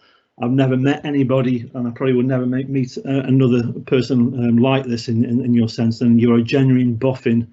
And the word scholarship, I think, are rare, but I'd like to attribute you with you know, an extreme and distinguished form of scholarship. You know, I've never worked with somebody who you can actually bounce so many ideas off, but also somebody that you can actually build kind of a house of ideas at the same time. And there's always a project left to come at the same time. But what I'd like to talk to colleagues in the next 15 minutes about is that interface between state and governance. I particularly know you for your contributions to governance. I think, speaking as the geographer on this panel, really, I think your contributions to geography, I think, have been massive. These started, of course, in the early 1990s with your hollowing out of the state thesis and your rise to what you called at that time the Schumpeterian workfare state, that then become the Schumpeterian post-national workfare regime. I think your intersection with the geographical community since the early 90s has been incredible. I mean, you've been a constant source of inspiration for the geographical community. What I'd like to do now is to move to my next slide, which is the core of this presentation. Colleagues, I'd like to reintroduce you to that 1998 article that Bob Jessop did, that 1998 article, Bob, that has 1,817 citations. Last week it had 1,810 citations. It had 7 citations in a week. It's picking up citations every 4.1 days. If you look at that, it's quite incredible in terms of the amount of citations that your article you know, has picked up. That article was called the rise of governance and the risks of failure, the case of economic development. I came back to this article, as you know, in a piece that I published in the same journal last year, the International Science Journal, when I revisited your ideas. And what I'd like to do in the next quarter of an hour is kind of revisit that article, put down the marker about what you meant by governance, and also follow your own governance career in terms of where you actually took governance as an intellectual subject, and do a little intellectual dance between governance theory and state theory there. But also, I think, you know, particularly work it through in terms of what I was trying to do in this article here. And this article, of course, also accompanies a book that I published called Cities, Regions in Crisis with Algar Press. So 20 years ago, Bob, you published this article defining what you call the rise of governance and the risks of failure. You used the example of economic development to frame your concerns with capitalism at that time. Your classic paper undertook 4 tasks in the social sciences. You charted 22 years ago the rise of governance and the risks of failure, namely the role of states, markets and partnerships in economic coordination. You were part of that time, as you know, the Jerry Stoker local governance programme, working with Colin Hay as your RA, but also with Gordon MacLeod. Secondly, you situated these shifts within the practice of economic, political and social life. And what you called in that paper, and I think you've talked about this already, as has Narlin, in terms of governance practices, such as coordination, reflexivity, hierarchy, forms of organisation and state restructuring. Thirdly, Bob, in that paper you offered some preliminary reflections on nature, forms of logic of governance and its failures. Just as markets fail and states fail, you claimed, your prediction at that time, 22 years ago, is that governance would ultimately fail. It would fail through forms. It would take open-ended forms over time. As you noted in the conclusion to your article, given the growing structural complexity and opaque nature of the social world, which you've already spoken about, indeed failure becomes the most likely outcome of most attempts to govern. Pessimistic but true, that failure would be the norm, as it were, in terms of governing a reference to multiple objects over spatial and temporal horizons. Building on this, I think you offered a crucial insight of your career, which was the notion of meta-governance. Meta-governance being the governance of governance and the state's role in increasing managing and mismanaging, in the case of our current situation, our current context, of course, different modes of coordination. Linked to this, you posited 22 years ago 4 governance dilemmas. One in terms of cooperation versus competition. Secondly, openness versus closure. Thirdly, governability versus flexibility that we've already heard about. And thirdly, accountability versus efficiency. Here, I think you sought to go beyond the work of Jerry Stoker and other colleagues writing out governance at the time. And I think I've highlighted in the paper on the right-hand side of the screen and in my work elsewhere, really the strength of your work, Bob, is the fact that it is always pitched at a very high level of abstraction. And it requires, I think, and this is where the geography community, I think, have been critical to your own project, a kind of meso-level geographical and spatial analysis to fill in the gaps in practice. I think there's an in-practice gap in your work that Andrew's highlighted on. And what I want to do in my remaining 10 minutes is to fill this out theoretically and also fill it out empirically. Because indeed, I think what's happened over the 22 years since you wrote that paper is governance has spectacularly failed. It has spectacularly failed in that we are in the midst of multiple contradictions and crisis tendencies, even the crisis of crisis management, as Klaus Offer would call it. I think in order to understand, the current complexities of the framework that you highlighted 22 years ago, I think we do need space, we do need geography, we do need geographers, I think, to fill out your project. So one of the questions I've got to you is, are you actually, Bob, a geographer really? Because I think what we've seen and the examples that I'll show you, I think there's a vice of perpetual restructuring that's eating away at the capitalist state, a vice of perpetual restructuring that's eating at my kind of empirical objects of inquiry, local economic development, where, as Jeff Morgan claimed, the whole system is paralysed by an uncertainty of who will be left standing when the game of musical chairs comes to an end. So in a sense, 22 years on from your article, what I tried to do in my article, it was published last week, was actually to say, Bob, you were predictably right. And I'm not so ashamed about saying this, you're always predictably right, I think, in terms of your work. But I think in order to be predictably right going forward, I think what I'd call for in your work, I think we've heard from it in the presentation so far, is an interrelationship between political economy and political geography, between political economy or critical semiotic political economy and space. I think space and spatiality in theory and practice, I think, is critical to your work going forward. What I'm going to do in the next 10 minutes, so I can get through the slides to the next slide. It's not letting me change the slide. Let me just try again to my next slide. I want to revisit government failure.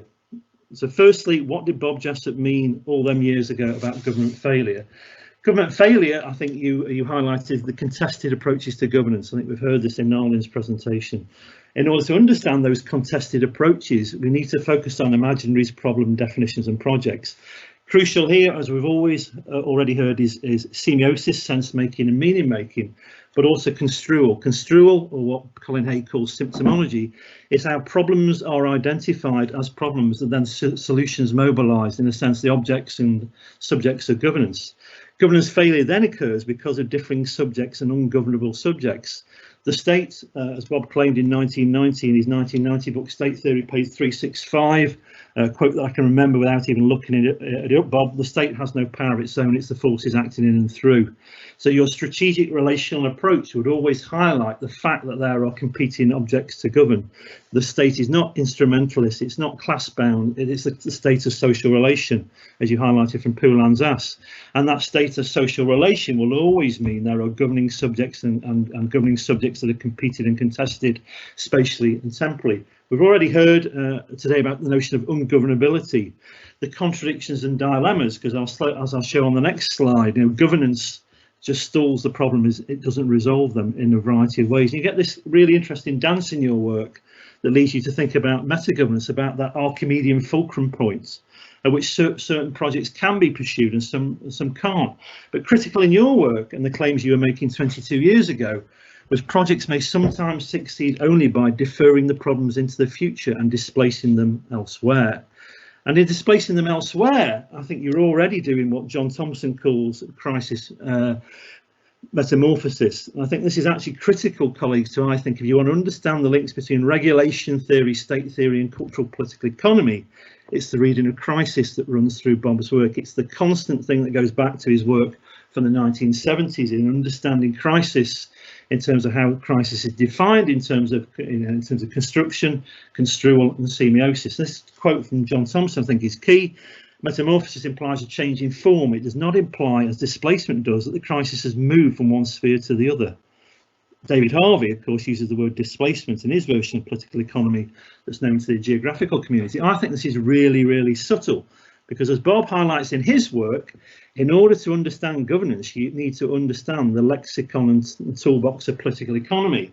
Because as Bob started to talk about in that article 22 years ago, it comes from a particular reading of failure. First, you have markets. Markets fail for a variety of reasons, imperfect competition. There's no such thing as homo economicus, rational human beings, etc. Markets fail in a variety of ways, except if you're a neoclassical spatial agglomeration theorist, where markets are everything. Of course, what you then have is state failure to compensate for the problems of market failure under capitalism. The state then in turn fails, the same as markets, for a variety of reasons. That then comes into governance failure that Bob was talking about 22 years ago. The way Bob worked his thesis out in the 2000 era is the failure to governance failure, and the solution to governance failure was multi-level governance. So you go from governance to multi-level governance. Of course, multi-level governance then in turn fails. So the solution to multi-level governance failure is meta-governance. Meta-governance meaning the coordination of the coordination. But the coordination of the coordination fails because from markets to states to government to governance to multi-level governance to meta-governance, you're not getting rid of the problems of capitalist accumulation. They are displaced or metamorphosed elsewhere. This is key in Henri Lefebvre's work. These crises tendencies don't go away. They are accommodated but amplified, stored, displaced into the future, but they never go away. Such is the nature of capitalism. Bob then starts to write in his work not only about meta-governance failure, but also how space plays a role. Hence we go from meta-governance failure to multi-level meta-governance failure in a variety of ways. This comes out of my article published last year, and I want to just walk you through this, because I think this is a subtle dance between regulation theory, state theory and cultural political economy. So schematically representing what I've just said, the capitalist economy is crisis prone with market failures. You then get the notion of a spatial temporal fix, which is Bob's reading through Harvey. Harvey talks about a spatial fix. Bob talks about a spatial temporal fix, which is that balance between regulation and legitimation and accumulation about what the state does. So state intervention tries to promote growth while maintaining social and political legitimacy. You have steering problems for the reason that I created. This leads to rationality crisis in the work of Klaus Offer. State failure due to completing conflicting demands gets switched into a second round of spatial temporal fixes where you go into the green. So you need regulation theory to go from boxes 1, 2 to 3. You then need the strategic relation approach, or a brand of Frankfurt School, Klaus Offer, Jürgen Habermas, etc., or the SRA, to understand, I think, the relationship between state failure and the rise of governance. Because I think as a geographer, I would insert here the need to understand how this system works in capitalism is some understanding of combined and uneven development. Combined and uneven development, I think, plays out the links between regulation and legitimation, as Ray Hudson would put it, because ultimately the governance failure is fixed. You're going to end up in a rationality crisis too, in which governance failure links also to conflicting demands and unresolved crisis tendencies in terms of the development of capitalism.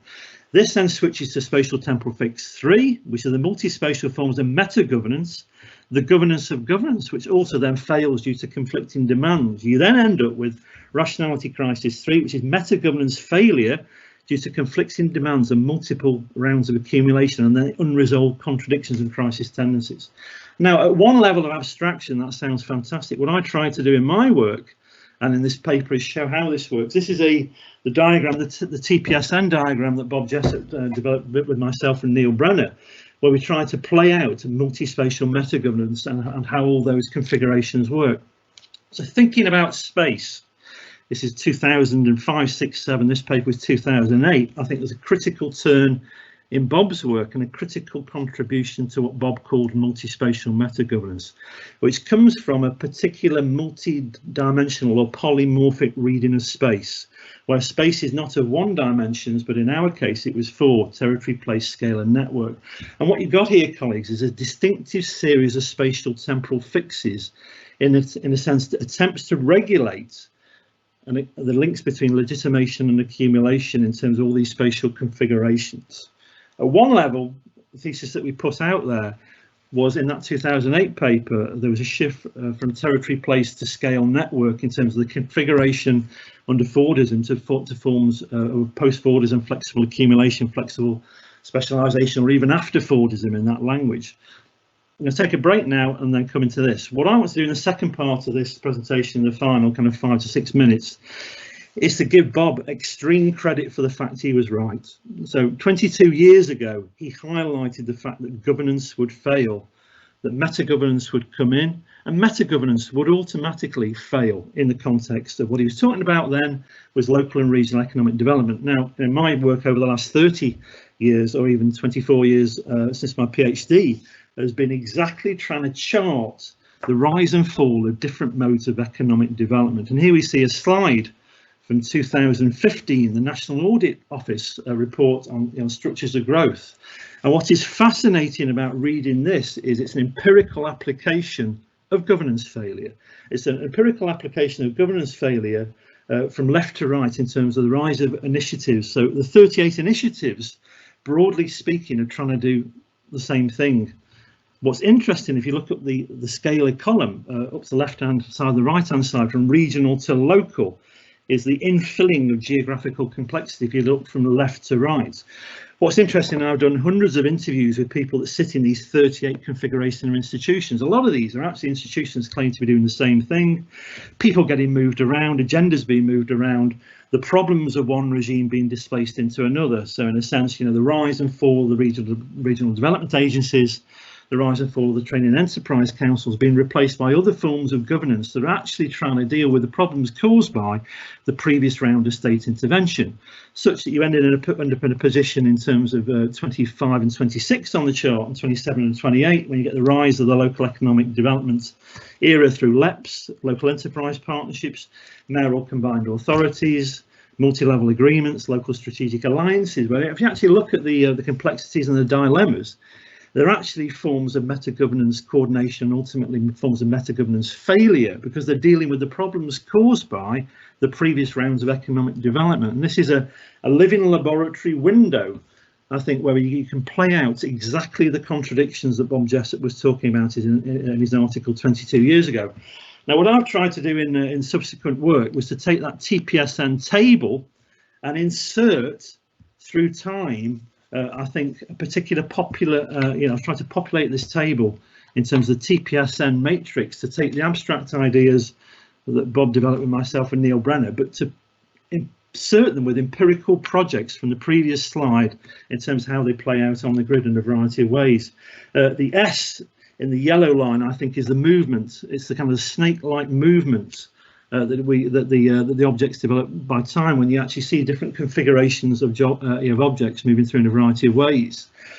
Meta-governance in practice, Bob made a number of suggestions about meta-governance involving attempts to manage the ongoing complexity, plurality, and what he called tangled hierarchies characteristic of prevailing modes of governance.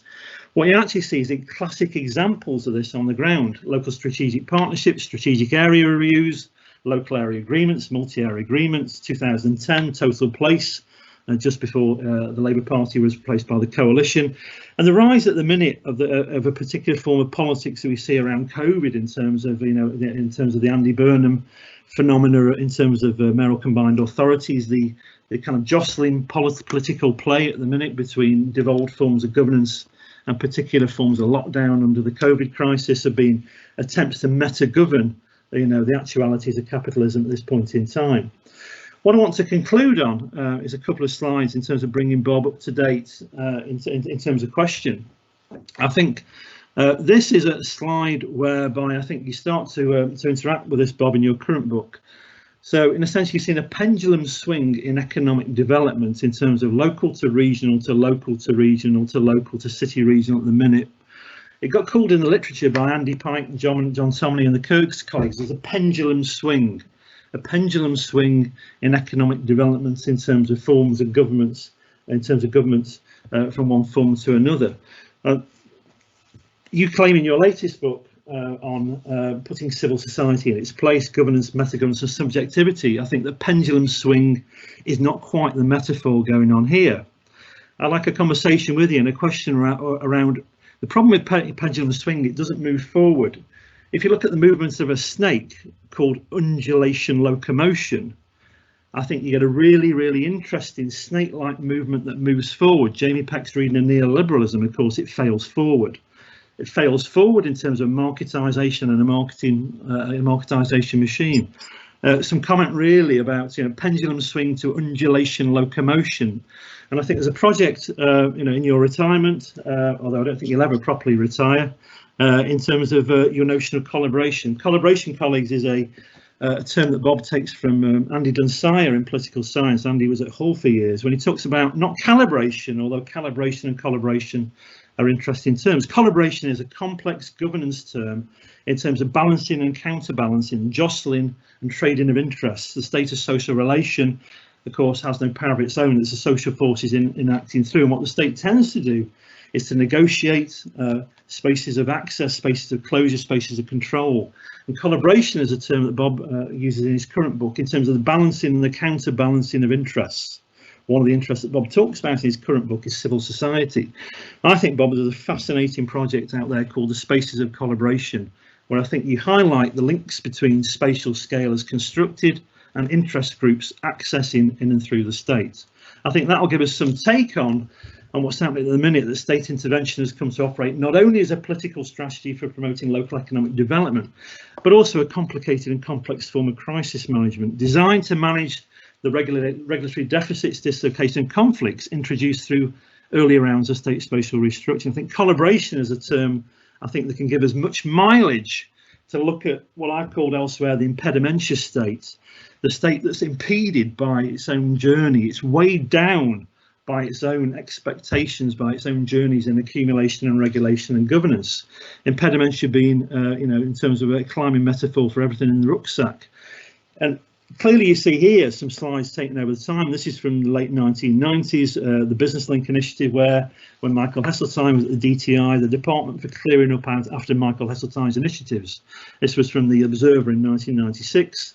I had this diagram drawn by a cartoonist, a political cartoonist, for a book that I was writing at that time under the Subnational Review in 2009, where you got the Department for Coordinating Government Departments. I think you see a lot of this playing through in the current COVID political context on crisis, some of the nuances and the work in terms of devolution. But also, as you've highlighted, and of course I've had this cartoon from you, Bob, in terms of what's going on at the minute in terms of COVID and certainly the devolved local authorities and the mayoral combined authorities, in terms of an interesting politics of blame.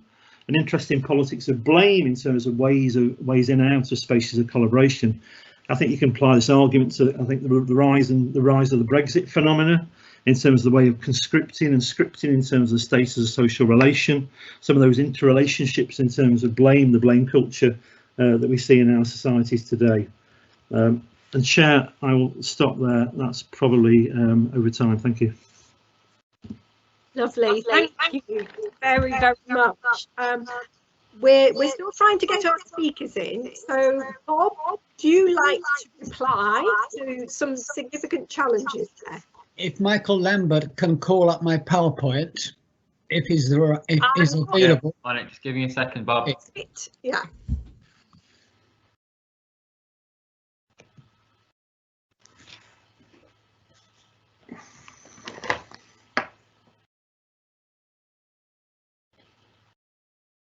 While it's coming up, let me just say thank you very much to Martin, who I've worked with, as you recall, 29 years, and he's one of the people that I work with. And what he's done is to present, we had the power slide there, and it's gone again.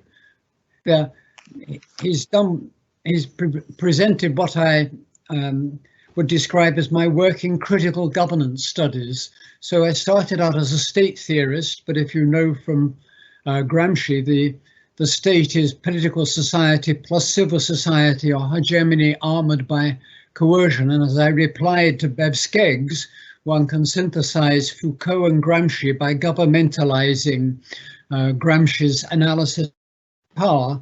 And one of the ways I've done that is the work of critical governance studies. This is a quotation from the paper, next slide, from Martin's paper.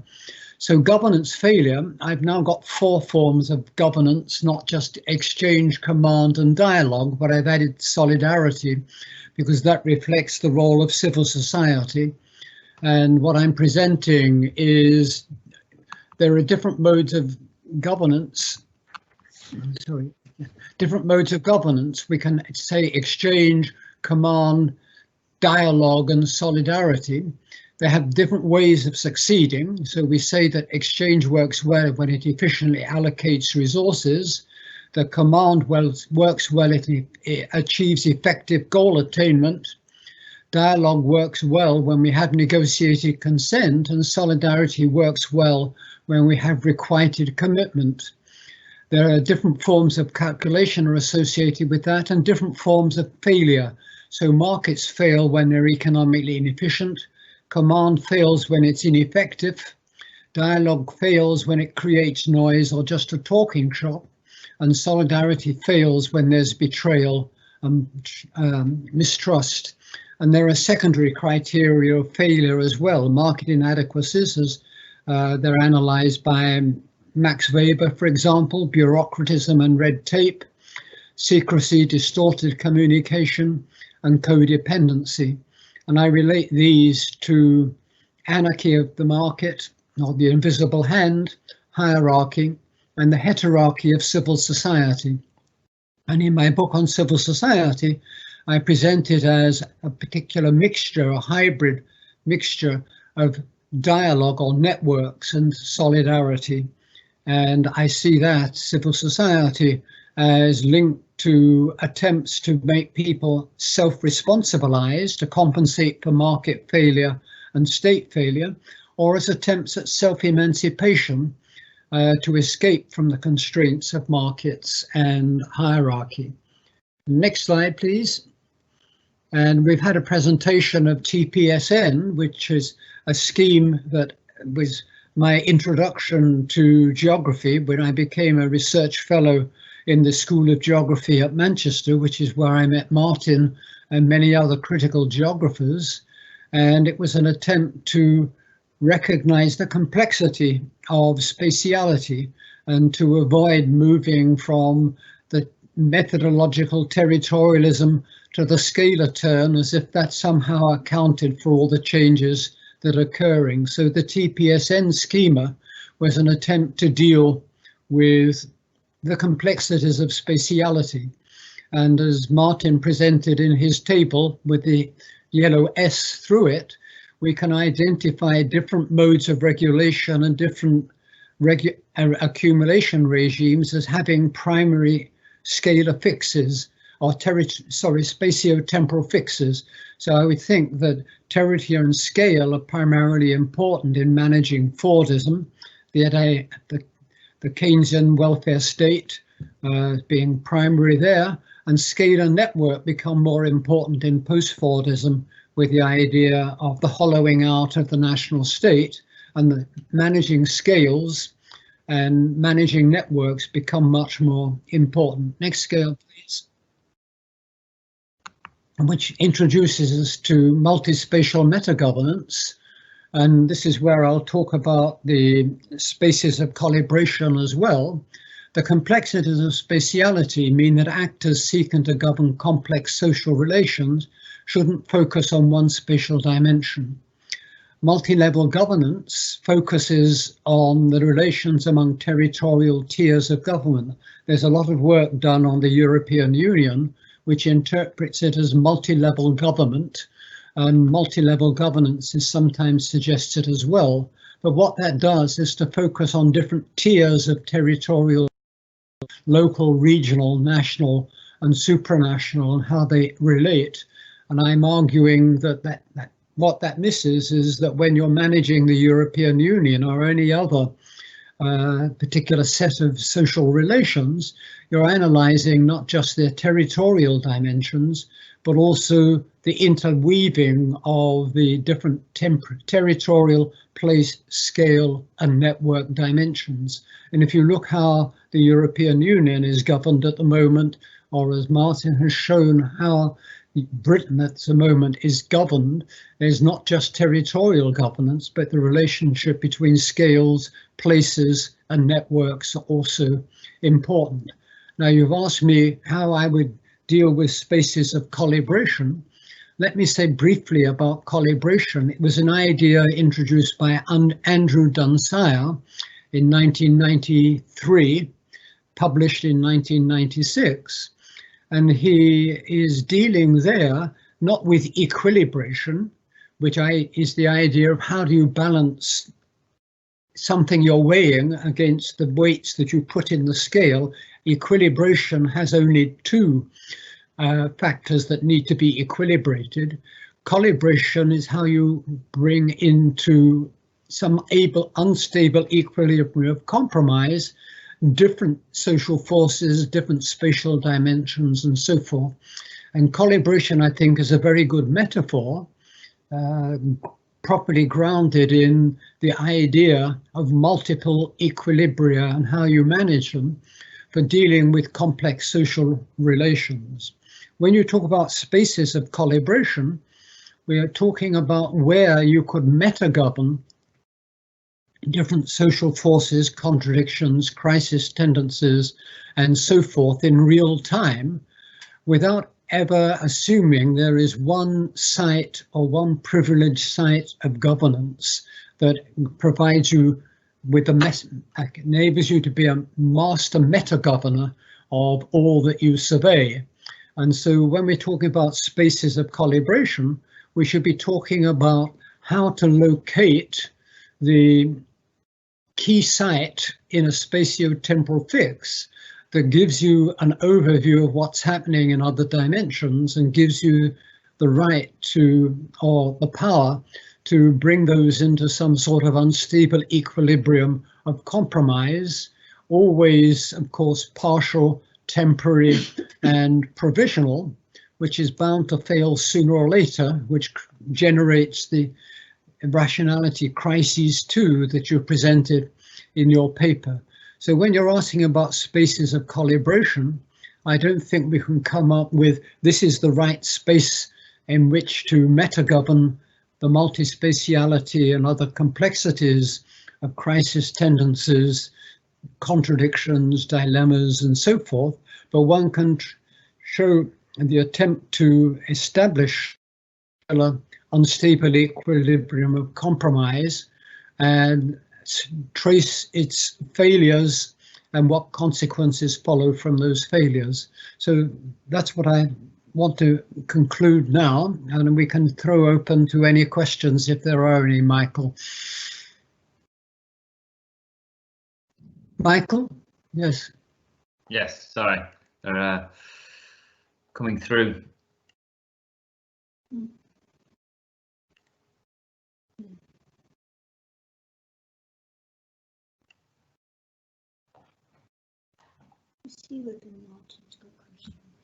Perhaps Martin, you want to come back with some questions. Yes, some reflect. Yeah, right, Bob. You know, you'll only ever, because all forms of regulation and governance, of course, will fail at a particular point in time. I guess in spaces of collaboration, what you're trying to do is to get the best fix possible for the longest time, to get access to the most amount of social forces acting in and through the state, because ultimately this will fail, depressing though it is. Yes. So, and in a sense, there are accidents of history that lead to certain fixes more than others, aren't there? It's very difficult to predict a priori what kind of fixes will work at what particular. It's always, as Peckham always claimed, trial and error, search for expectation through experimentation. And in a sense, the Fordist North Atlantic regime of accumulation was a number of kind of like accidents of history that came together to produce a particular durable spatial temporal fix for a period in time. So ultimately, it's about finding, experimenting, sharing practice, because certain things work under certain conditions. As you and I argued, without making it too wordy, you know, all things are possible, but only certain things are compossible in terms of the actual durability. Certain things go together, you know, some things don't. Some things correspond territorially and spatially, some things don't, do they? Yeah. And I think one might add there that when you're talking about the space of calibration, which produces equilibrium, any hegemony, any site of multi-spatial meta-governance is always also exclusion as well as inclusion. So in order to get a particular hegemonic compromise or spatial spatio-temporal fix, some people are included and some are excluded. And this is one of the things that we talk about in cultural political economy as well, the hegemonies and subhegemonies that need to be taken account of. So if we describe a particular site of meta-governance, we have to identify the social forces who are included, but also the social forces who are excluded, and how they may respond through resistance, subhegemonies, counter-hegemonies, and so forth. And that's one of the things that you've worked on particularly well in your work on city and regional governance. I'm just going to stop for a moment there to check with Michael where we are in terms of getting the speakers in, which I don't think he's been able to do because ISS haven't provided the support. Is that right, Michael? Sort of, yes. Unfortunately, I'm still persisting with alternative ways of trying to incorporate their inclusion, but I'm still having the same difficulty. So please accept my apologies for the ongoing technical difficulties. Well, I don't think it's you. You know, universities should be able to get international speakers into major events, which seems to be a bit of a problem. It's like, has Brexit already happened? I'm pretty cross about this because it's like, oh, we've got a Spanish speaker waiting. I mean, has been waiting for some time, which is Juan Carlos Mondero, who, you know, is one of the co-founders of Podemos, and who's always, you know, can actually bring another dimension to this debate you're having, which I feel we could continue about the crisis of the state at the moment. But we also have, and again, these were two people from Bob's hit list, I should say wish list, which is Alex Demirovich, who's from Germany, obviously, Michael Brie from Germany, who we're waiting to bring through. I'm wondering if it's a coincidence that these are the Marxists, self-declared, who from Germany, who literally cannot get in. So I think what we should do is we should carry on this debate, if that's okay, because it's a pretty lively debate, and I think there's some questions that we can ask. If that's okay with you, Bob? Yes, it is, of course. Is it okay with you, Martin? Yeah, ultimately, Michael, I think you can get them to phone in. This Teams diary invite will have a phone number with an ID on it. I think so. If you can't get them in on your IT system, you can get a phone connection straight through on audio link. Thank you, Martin. That's very, very helpful. I think you'll find it in the diary invite. If you click on the diary invite, it normally comes up with an international number and an ID, a 6-digit ID for phoning over. Okay, well, while Michael's trying that, I wonder, Andrew, would you be willing to come back into the conversation, and Nyling, of course, because I think we could produce some, you know, a proper debate in a way as we're trying to get people in, because Martin there as the geographer, and of course people may know Andrew was also a geographer, and of course Nyling works globally and loves maps. That I think we can. I think we could have a debate about these forms of global governance and kind of constant failure, because we can, and you have, both of you, really effectively, or all of you actually, really effectively kind of charted and detailed these crises in governance in lots of different ways. And I want to ask, is there, you know, what is the future of this? Because, you know, when you read all of this together and when you read it over time, these temporal, these spatial fixes, can any of you think of a way out?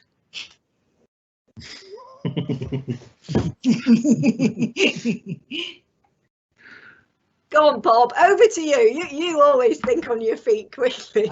I can think of ways out, but not ways out that will necessarily work. And this is the idea of I can design a future. Yeah. But whether or not people will buy into it is another matter entirely, and whether or not those that have the power will buy into it as well. I think Andrew mentioned that, I think it was John O'Neill, that Andrew will remember more properly, that it's easier to imagine the end of the world than it is to imagine the end of capitalism. And that, I think, is the big problem, that the ability to imagine climate change bringing in disaster is easier to imagine than imagine how capitalism would end. And the problem is that capitalism is an emerging, increasingly integrated world system, which means the world crises become more intense and become more universal in relation, but the world market, as increasingly integrated, is not characterized by a world state which governs the world market from a single point of multi-spatial meta-governance, I would describe it. And world state, the varieties of capitalism with their different kinds of interest and their different stakes in overcoming climate change, find it very difficult to cooperate. This is also an idea that was developed by Colin Hay, who was invited to be here but can't be, unfortunately, which is that the problems of climate change, of climate governance, are problems of global in scope, but not global in terms of the ability to govern. So one can define, wouldn't it be nice if we could develop global governance, but I think the ideas of equilibrating that or calibrating that are difficult. Andrew wants to come in. Andrew? Yeah, just to pick up on that, and one of the things I finished off with about the Green New Deal. Yes, there are a lot of weak, anemic versions of it, betrayals of it in effect, which say you can have green growth. I think we all agree that's nonsense. Growth is growth and the absolute increase in consumption in the rich world, and with that carbon emissions, it's absolutely critical. There is a debate on degrowth, and most people argue that capitalism has such a strong tendency towards growth that you can't get a Green New Deal with capitalism. But on the other hand, some people have said, well, capitalists can compete by other means than growing. They can cut costs, for example, and there are lots of sectors which don't expand for years and years or slowly contract and yet still make a profit. And there are, there's the lost decade in Japan with no growth. So it speaks to the resilience of capitalism. I myself believe that its tendency to grow is the dominant tendency. But we have this hiatus because the left is very unsure about what to put in its place, to be honest. And is it a kind of post-market thing? I don't think it has to be, but I certainly think it has to find ways of weakening capital, the motor of capital accumulation. And I think worker control of enterprises operating in markets is one way of doing that. This is to say nothing about the political feasibility of it, but obviously we have to think through these possibilities. Couple of points from me, Bev. This is the joy of being an academic, not a policymaker, isn't it? That we don't have to deal with these things only in hindsight, as it were. I can tell you what's not working, and this is the book that I've got coming out on city regions. City regions as a global project, and the way that city regions have been played out across the UK is a very uneven geographical project that's worked in some places, not others. And it's been disastrous, I think, in certain areas that don't respond well in the context of agglomeration, such as certain rural areas or peri-urban areas where that kind of mega scale economic development just doesn't trickle down. So in a sense, watching how the city region project has been rolled out from certain North American contexts via policy advisors and gurus like Bruce Katz and certain think tanks, how that came to England and the UK through the likes of the RSA Growth Commission, the rise of the Northern Powerhouse, Jim O'Neill, you know, etc. And all those what Bob would call spatial imaginaries, and how that's been rolled out, how it's been, you know, a success in some areas. Look at the current debate, I think, which is good, which is the current context of the COVID crisis, the way that the mayoral combined authorities, the mayors are, you know, beating their chests and in the one hand of constrained forms of devolution.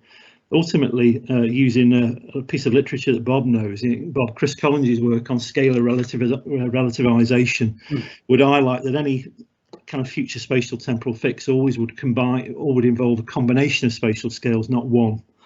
So as that state gets hollowed out and filled in differentially, ultimately I think the argument is the relationship between spatial scales and the complementarity and the subsidiarity relationship between scales is critical. I think that's what Chris Collins meant when he talks about scalar relativization, of not one kind of Archimedes fulcrum fix, but how you actually link and coordinate in space and across time and across space again, in terms of that coordination, that leveling effect between it.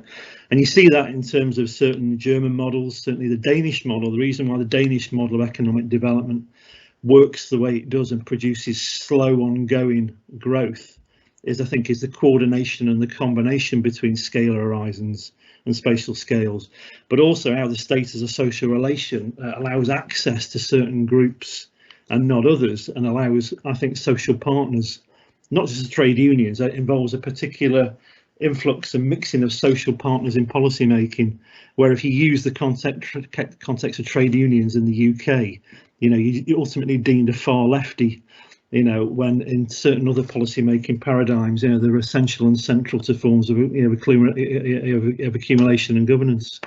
So I think what's interesting to watch as an academic debate, I think, is the rollout of the foundational economy. The foundational economy collective, and I'm involved in a project at the minute looking at foundational city region building, about the foundational economy, certainly as a response to COVID, is fascinating in terms of whether we're going to get, you know, a return to kind of like basic infrastructure analysis in terms of the basic kind of public services, ways of life, recontrol over utilities. You saw recently, you know, the renationalisation of trains in Wales in terms of excessive market failure, and that is a kind of extreme example, I think, of the state stepping in where markets have failed. Interestingly, then, whether it supports a market economy or more of a planned economy. There's certainly, you know, the foundational economy manifesto by John Law, of course, was involved in, with Carol Williams, I think is interesting as a debate. In Wales, there's a pot of money to support foundational economy projects. Kevin Morgan's behind this, of course. Kevin Morgan's been massively important in Wales's economic development, in trying to create a debate in Wales about alternative forms of economic development around the foundational economy. On the one hand, foundational economy, in my mind, you know, whiffs a bit of,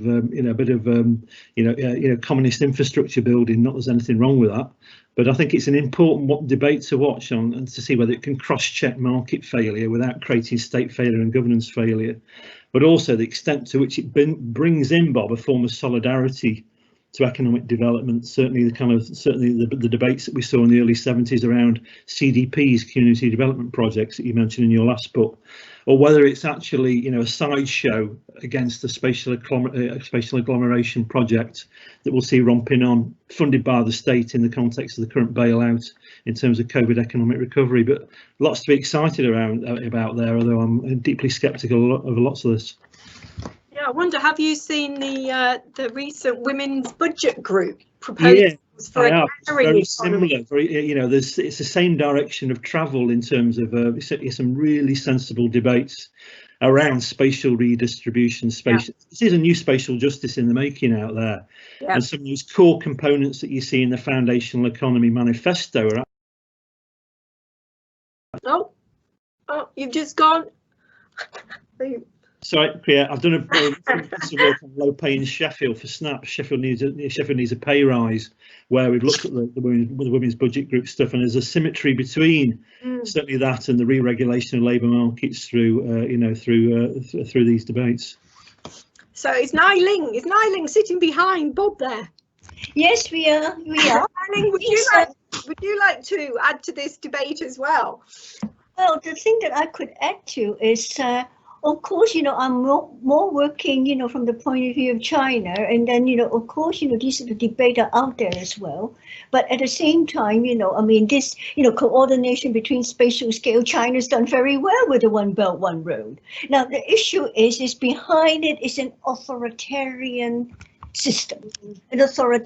system, okay, planning and at the same time coordinating a lot. But of course, there are, okay, authoritarian failure, etc. But the issue is, okay, we cannot forget, okay, when you talk about, this coordination, one need to, think about who's doing the coordination, etc. And more recently, in relation to the COVID, I mean, I'm still researching on this. Okay, this is just of something that I've been reading, but not in depth just yet. And that is the revival of the idea of stakeholder economy. With the COVID, World Bank, okay, at the moment, okay, World Bank for a long time has been pushing Washington consensus, neoliberalism, etc. And then more recently, okay, it is actually, okay, promoting the idea of stakeholder economy. With the COVID, context, the question is, what is in this stakeholder economy? A bit like Green New Deal, okay, what is in it? Okay, that's more important, it's not just simply the label.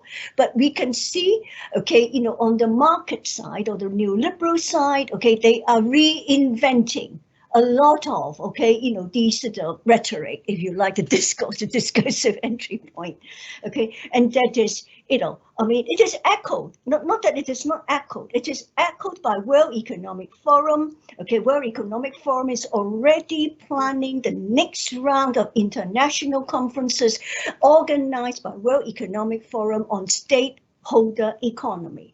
So this is something that, okay, as radical and critical scholar, I think we should look at, because, this term, okay, has a certain, if you like, okay, social aspect to it. But the question is, at the end of the day, okay, how do they reinvent it and at the same time coordinating, okay, the regional, because I'm talking about the global at the moment, okay, the World Bank, okay, the IMF, okay, the World Economic Forum, okay, and how, okay, this has filtered through, okay, because loads of these, okay, politician, okay, our national politician, our regional politician join their conferences as part of, okay, what some people has argued, the World Economic Forum as the influencer of the influencer.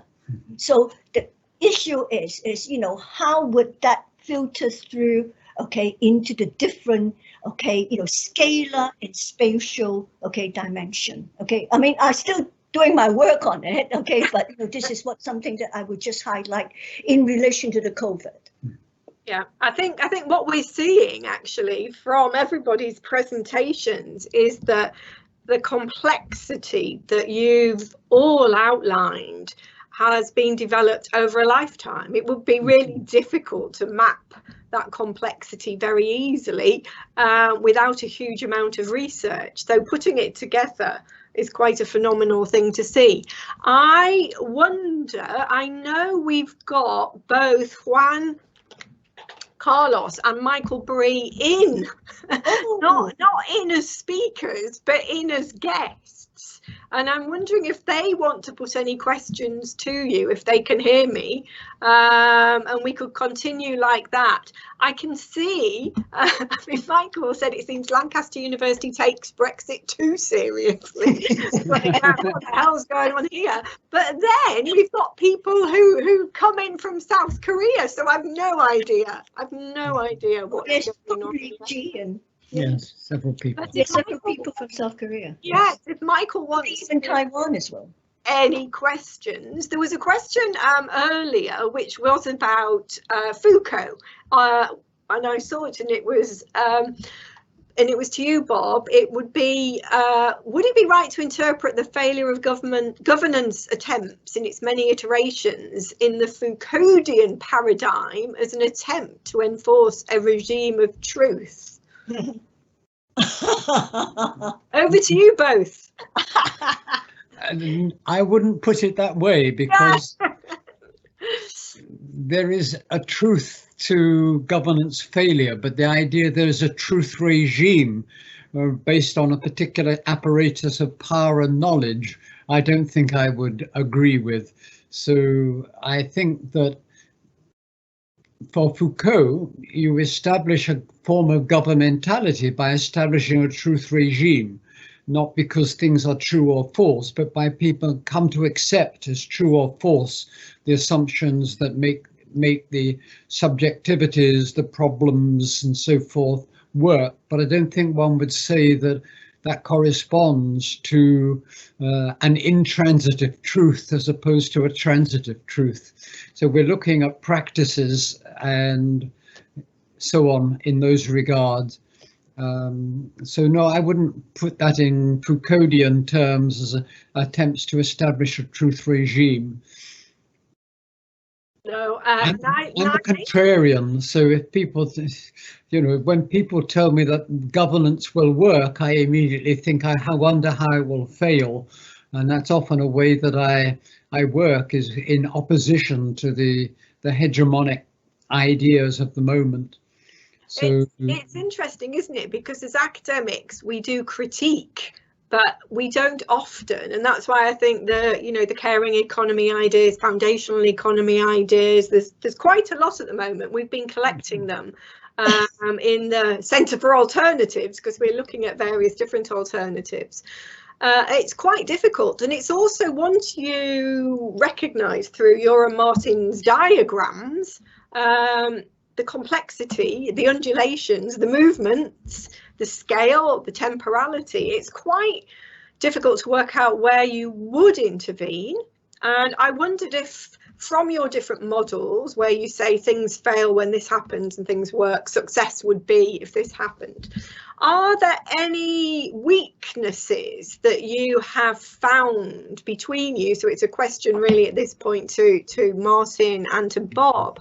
Are there any particular weaknesses that you've identified in your life's work of critique of governance where you would say we can start really making a move here, we can really start working on this? Is there anything that you think could be a really good starting point?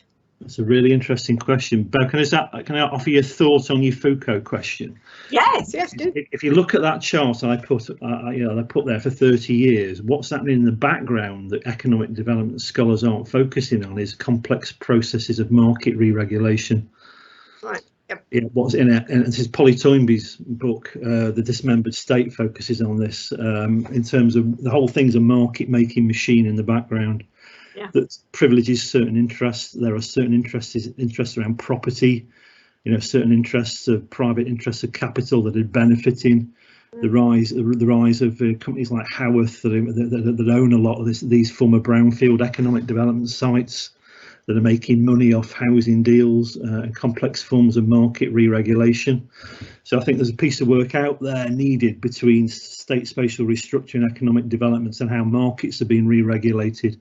You see those in different academic debates, but not combined together. Right. I think if you looked at these projects on the ground across the 38 institutions that I've flagged, what would be interesting to look at, which is a PhD or PhDs, is what are all these what are all these forms of state intervention about? Who's actually benefiting? And I think there's been an obsession in the literature with just mapping the institutional form, but not looking where the millions and millions and millions of pounds worth of stuff in our LEPs go to, or the complex deals, the likes of the Northern Gateway that John Harrison writes about in geography. And how corporate interests are being reshaped, I think, through market-making economic development initiatives. Your interesting question is difficult to answer because certain things work at some spatial scales and others. Yeah, as you know that. So in a sense, that kind of spatial planning at a level of coordination often happens at a county or a 3-county level. So if you look at the regional development agencies that lasted from 1998 to 2010, certainly NWDA in your part of the world did some really interesting things. And when that was broken up into smaller parcels of local enterprise partnerships, that meta-governance failure that Bob talks about was all over the place. It just because the spatial horizon was too localized. And the challenge you've got around foundational economy, and you saw it around the social economy debates. You remember social economy as a set of literatures. This is late 1990s, early 2000s. There was a series of academic debates around the social economy, brought together in a book by Ashamin and colleagues. And the problem there was that localized forms of economic development that were successful are very difficult to scale up, because when you scale them up and you allow certain interests to penetrate through the state as a series of social relations, they just get derailed. So it's how do you coordinate through spatial scales projects that are dotted around, but also how do you upscale such that you can actually build a movement. And difficult to build a movement, you call it a labour movement. The fact that the certain forces are not allowed access to the state apparatus makes it very, very difficult to scale up at the same time. Bob, have you got any, where do you, I mean, I'm sure you'd agree with that, who wouldn't? But have you got any suggestion? What have you identified as potential areas? Maybe weak links, weak parts of governance? I think the emerging environmental crisis is key there, and so getting people to recognise the imminent death of the world should be the way in which one could mobilise social forces around environmental crisis. And as I suggested by the work of John Bellamy Foster and Intandu Suwandi, their idea of a strong One Health approach, which looks at the interactions, social, economic, political, environmental, would provide a way to deal with this, because COVID seems to have changed the ways in which states are now exercising power in a way that would be totally unacceptable before COVID. We look at the ways in which neoliberals are becoming one nation conservatives again rather than libertarians, the way in which the state is creating budgets that are unimaginable just a few years back. So I think that shows that when there are what one can call, following Foucault, urgence, emergencies, crises, that they change the balance of forces. So I think we have to look at what the emerging crises are and mobilize around how we interpret those. That would be there in terms of what I called, in response to Andrew, correct construals, not those that are scientifically valid, because scientific validity refers to the past or the present, whereas correct construals are bets on the future. And so we look at crises and we can try to bet on the future. This is potential way of resolving this crisis. So I think looking at the environmental crisis, climate crisis, COVID, and bringing those together and showing how, as Bellamy Foster and Suwandi do, that these are all intimately related. Yes. In terms of locality, in terms of transmission and so forth. This will be a way of creating a global balance of forces in bottom-up ways. I want to echo this point, because that piece is in Monthly Review. I think it's August 2020, the piece that Bob was talking about.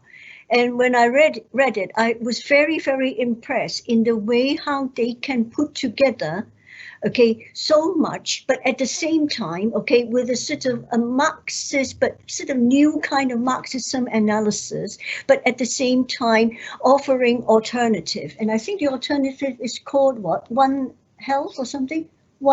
Strong One Health.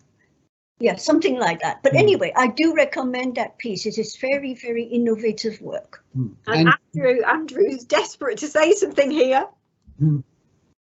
Well, of course, I agree with all that. But where's the but?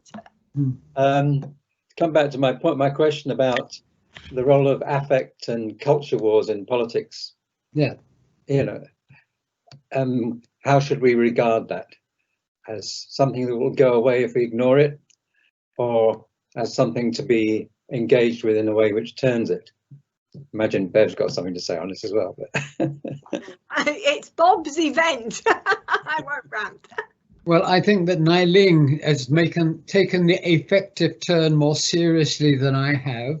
And again, this is one of the ways that I've learned from her. And I think moral economy also makes the ethical and the normative very important. And I think if we're to solve the environmental problem and the COVID problem and capitalist crisis tendencies, then you need a set of ethical and moral standards. And I think I'd be misinterpreting Andrew if I say his Aristotelian bases would be one way to deal with this, because the Aristotelian ethical and normative bases of your moral economy, I think, could be mobilized and would provide some degree of resonance. Did you want to respond, or?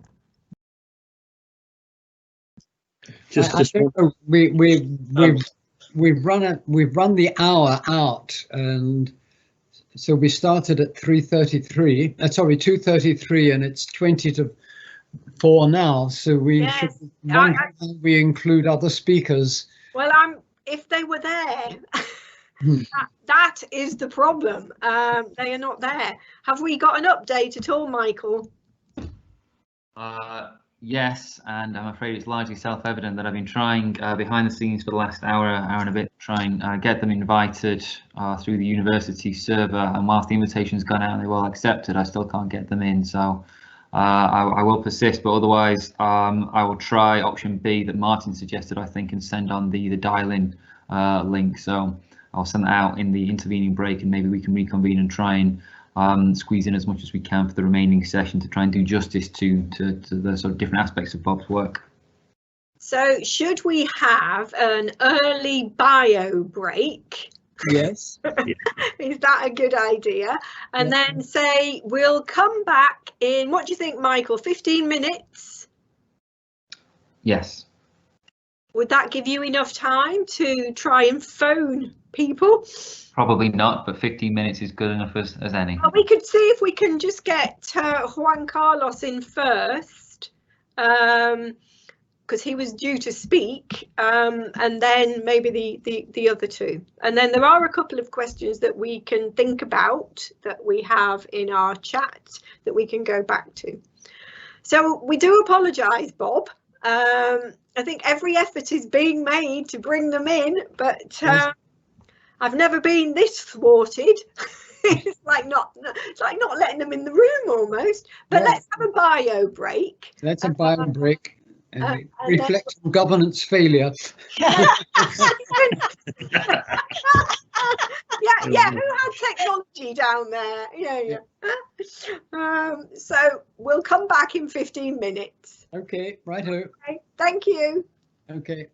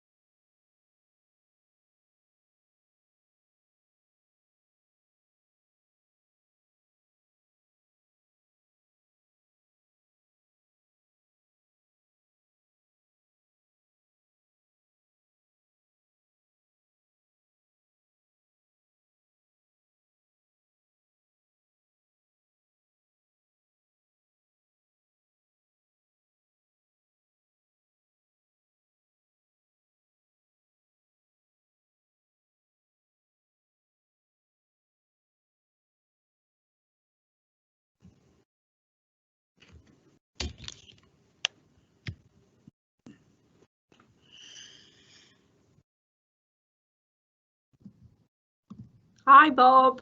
Hi.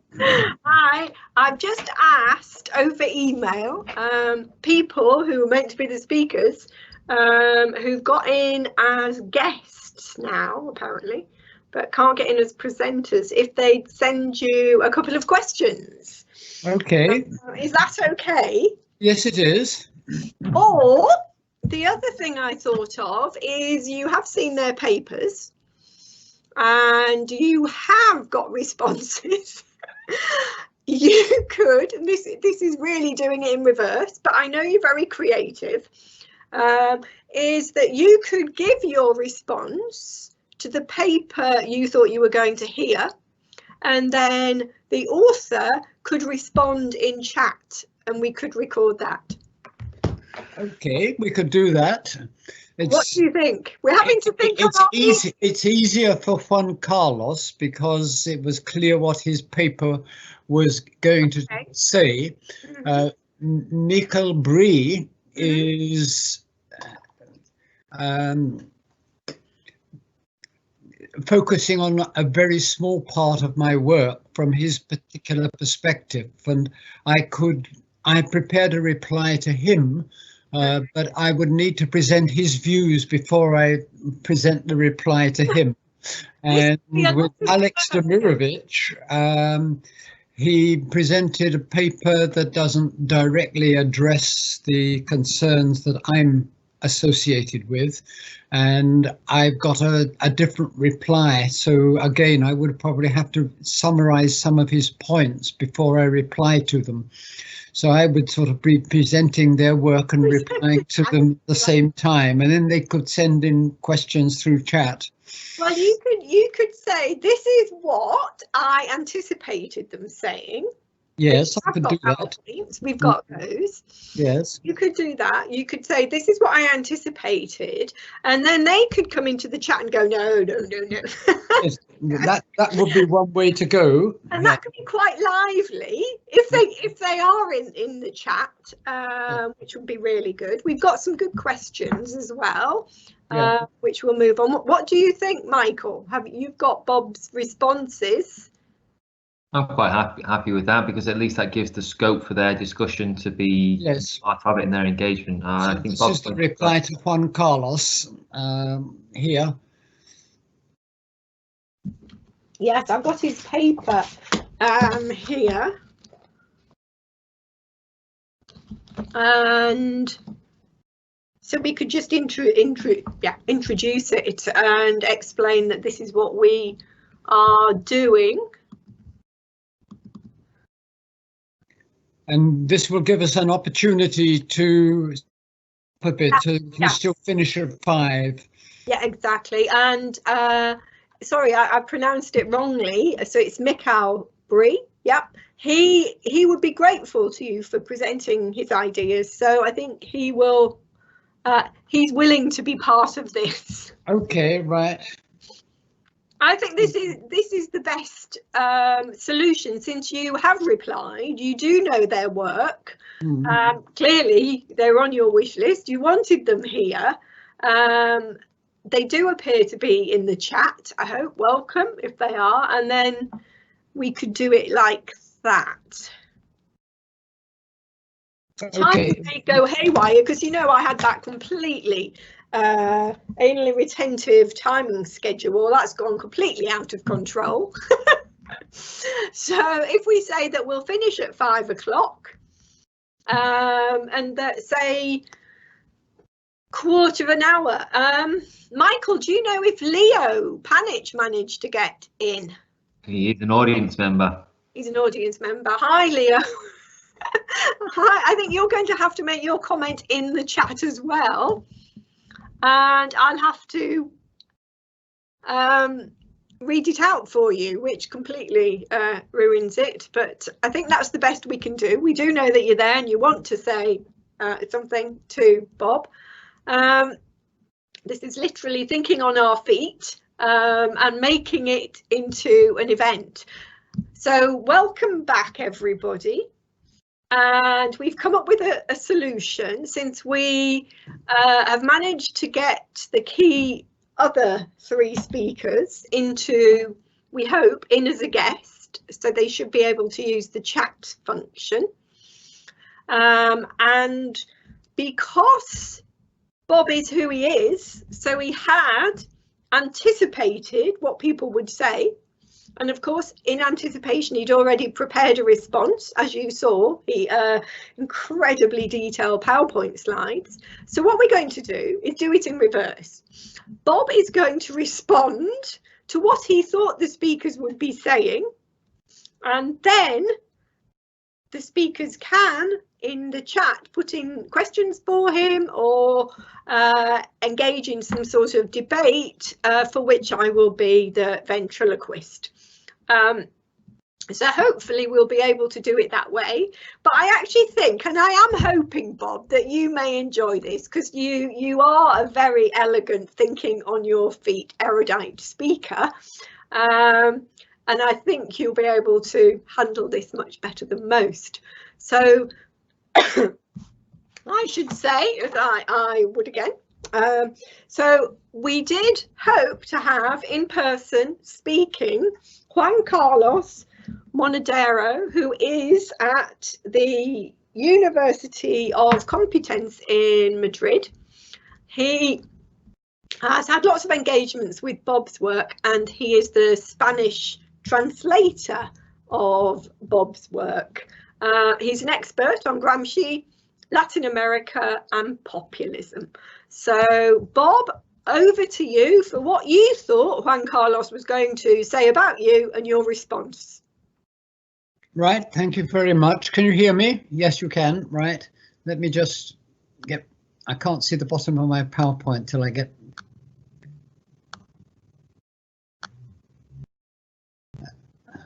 That's it. So Juan Carlos's paper is presenting the idea of the state as a social relation, basing it on his appreciation of Marx, Gramsci and Poulanzas. And my reply responds to the written paper and starts out with Marx's account of the state as a social relation, which I trace to his early work in 1843, to Marx's critique of Hegel's philosophy of law and the introduction to the critique of that. And we find here in Marx's analysis, an analysis of the state as a social form, an alienated form of political organization based on the separation of rulers and ruled. In bourgeois society, in other words, capitalist society, the state rests on the separation of the public sphere with the state at its centre, where politics is oriented to the collective interest, and civil society dominated by private property, individual self-interest, and in capitalism, the importance of wage labour.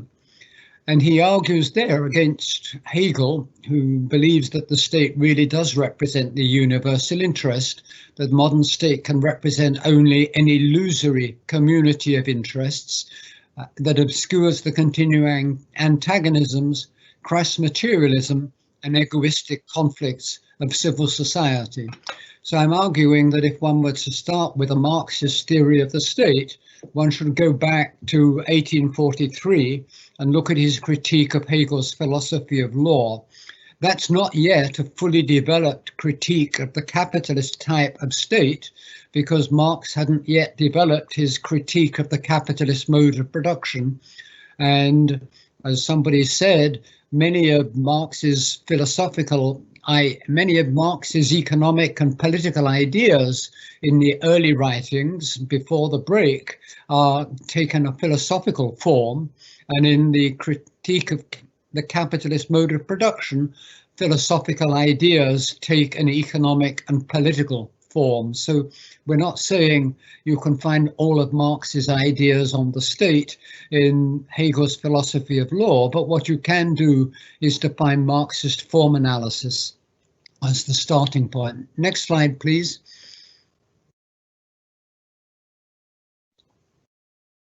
And this brings me to the state as a social relation.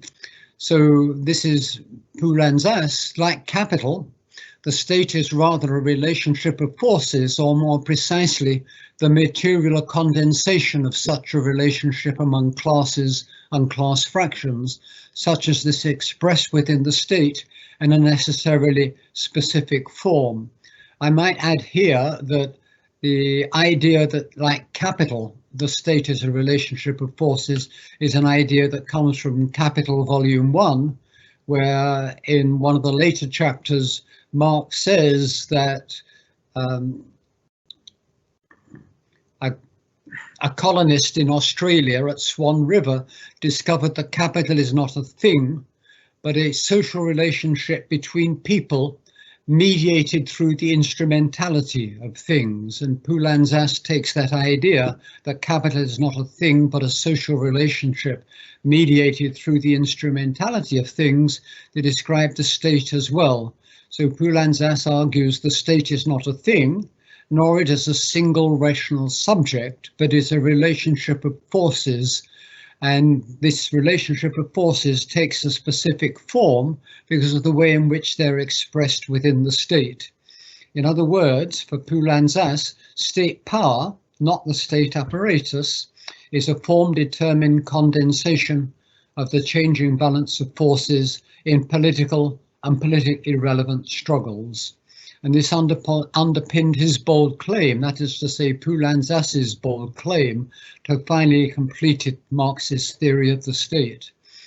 And I think it's important to say that Poulanzas, like Marx and like Gramsci, is interested in state power, not the state apparatus.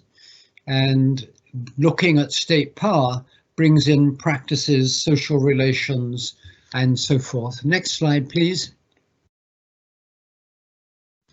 And this brings me to Gramsci, who wrote on Lo Stato Integrale, the state in its inclusive sense, who defined the state as the entire complex of practical and theoretical activities within which the ruling class not only justifies and maintains its domination, but manages to win the active consent of those over whom it rules.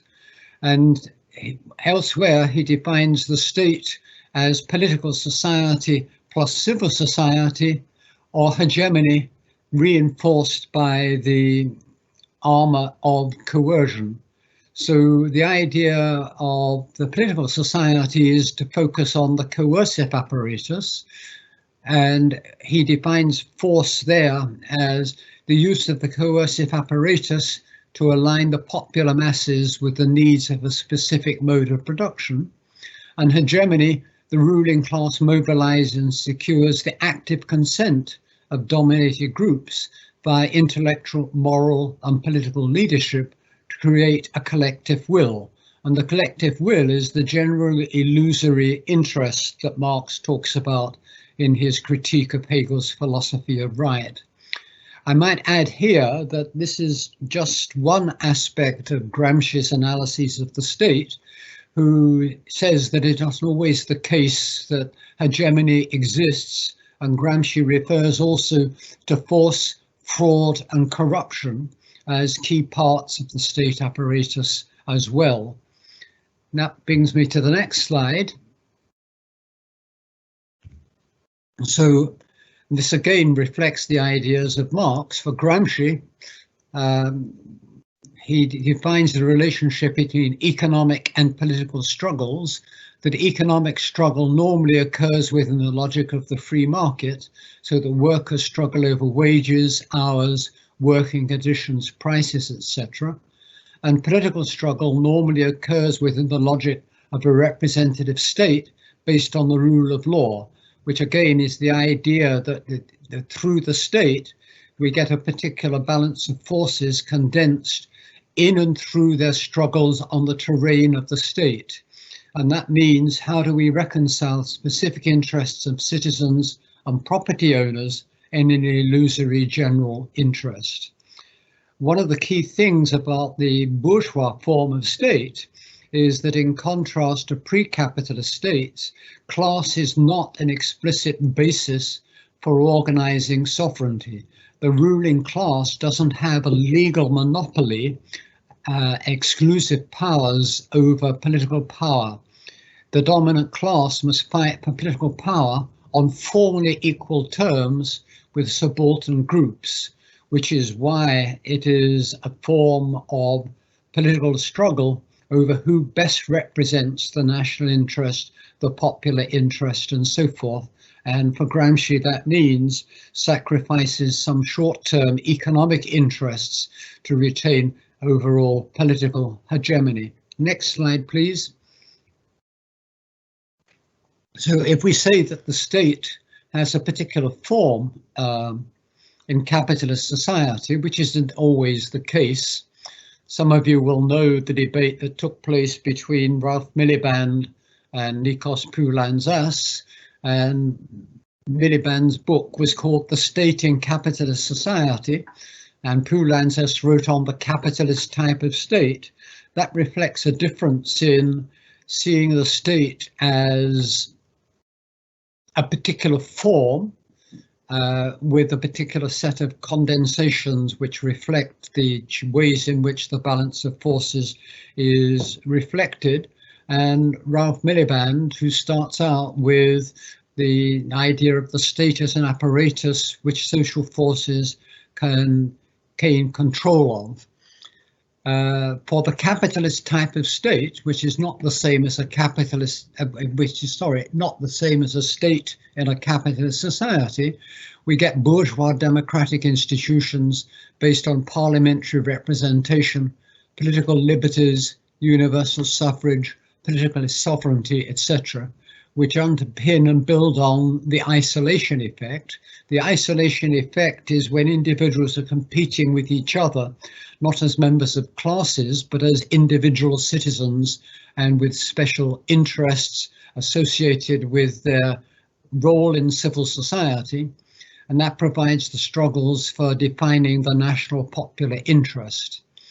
The role of juridico-political ideology, at least in liberal capitalism, which appeals to legality and the rule of law, contributes to the isolation effect by legitimating state power and framing the struggle of hegemony as a struggle between citizens in civil society.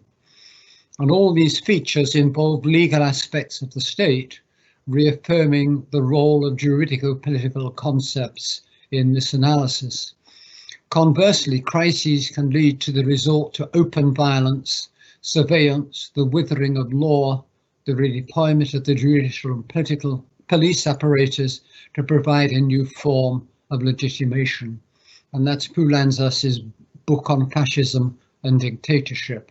And the final slide, please. And that leads us to a contrast between normal states and exceptional states. Normal states are the normal regime where the capitalist type of state is successfully reproduced, where liberal democracies reproduce with universal suffrage and formally free elections. Power is transferred between parties and governments in a stable way in line with the rule of law, where there's a pluralistic series of ideological apparatuses that mostly operate relatively independently of the core repressive state apparatus, where there's a separation of powers and where power circulates organically, thereby enabling its flexible reorganization. In contrast, in exceptional regimes, you see elections are suspended except for top-down plebiscites and referenda, where there's no legal regulation of power transfer, where might is right, states of exception are declared states of siege, where the ideological apparatus are integrated or newly created by the official state to enhance its enhanced societal power, where power is concentrated, and where the regimes freeze the balance of forces that exist when the regimes are introduced, which makes them relatively brittle in the light of further crises and changes in the balance of force. Now, that is not a presentation of Juan Carlos's approach, which is more concerned with how Marx and then Gramsci and then Poulantzas analyze state power, and its attempt to put it into a form analysis which leads in turn to the analysis of we can study state power as the material condensation of a changing balance of forces engaged in political struggle that takes a particular form because of the ways in which the balance of forces for control of the state takes different forms, from control over the process of accumulation in the economy and so forth. And now Juan Carlos may want to send you questions, Bev, to ask, say whether or not. Yeah, he sent a couple of comments. First of all, he says, thank you very much for the invitation. He wants to take this opportunity to show enormous gratitude to you. Thank you very much for your work, Bob. That's from Juan Carlos. Thank you. And he said it follows Lassalle's maxim that the truth is revolutionary, becomes really intelligent and moral because it helps democracy. I'm sure you'd agree with that. And then he says, yes, and I'm a firm believer in democracy, but not in capitalist democracy. But I would prefer to live in a capitalist democracy than in an exceptional state, a military dictatorship, fascist regime, or Bonapartist regime, because that gives more opportunities for political contestation. Exactly. And he continues, I have said, analysing Jessop's work, that sometimes, as Jorge Luis Borges said, in order to explain, you have to forget. The advantage of a Swiss army knife is that it is small and has many uses. But if we add other utilities such as a ladder, hammer or chainsaw, it is no longer useful. The approach to strategic selectivity would require a steady programme of a huge team for a long while. Do we run the risk of making a political science that cannot be applied? Over to you, Bob. I think this raises the point about the importance of complexity and complexity reduction. So I argue that the real world is enormously complex, and the problem of the scientist is not to theorize complexity, but to study the way that people reduce complexity.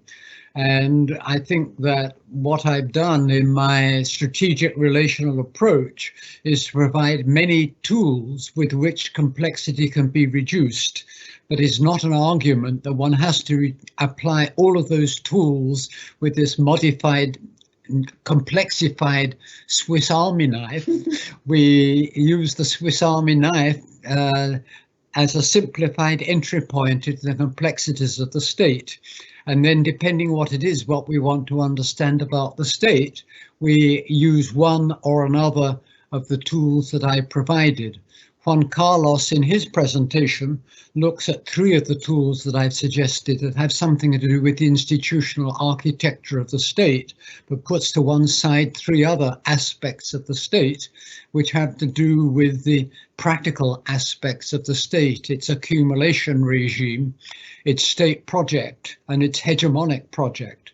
And I would argue, if we want to understand the nature of state power, rather than the forms of the state apparatus, we have also to look at the economic strategies, the state projects, and the hegemonic projects of the state.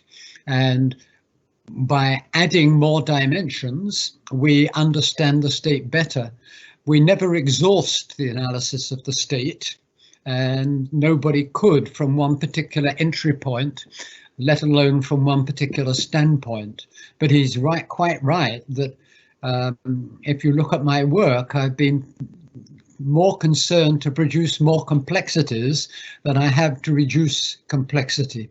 So I've reduced the complexity in some of my empirical analyses, for example, my analysis of the rise of Thatcherism, or my analysis of Brexit, or my analysis of governance failure. They're much more concrete, specialized, and so on, and we use a small subset of the tools that are available.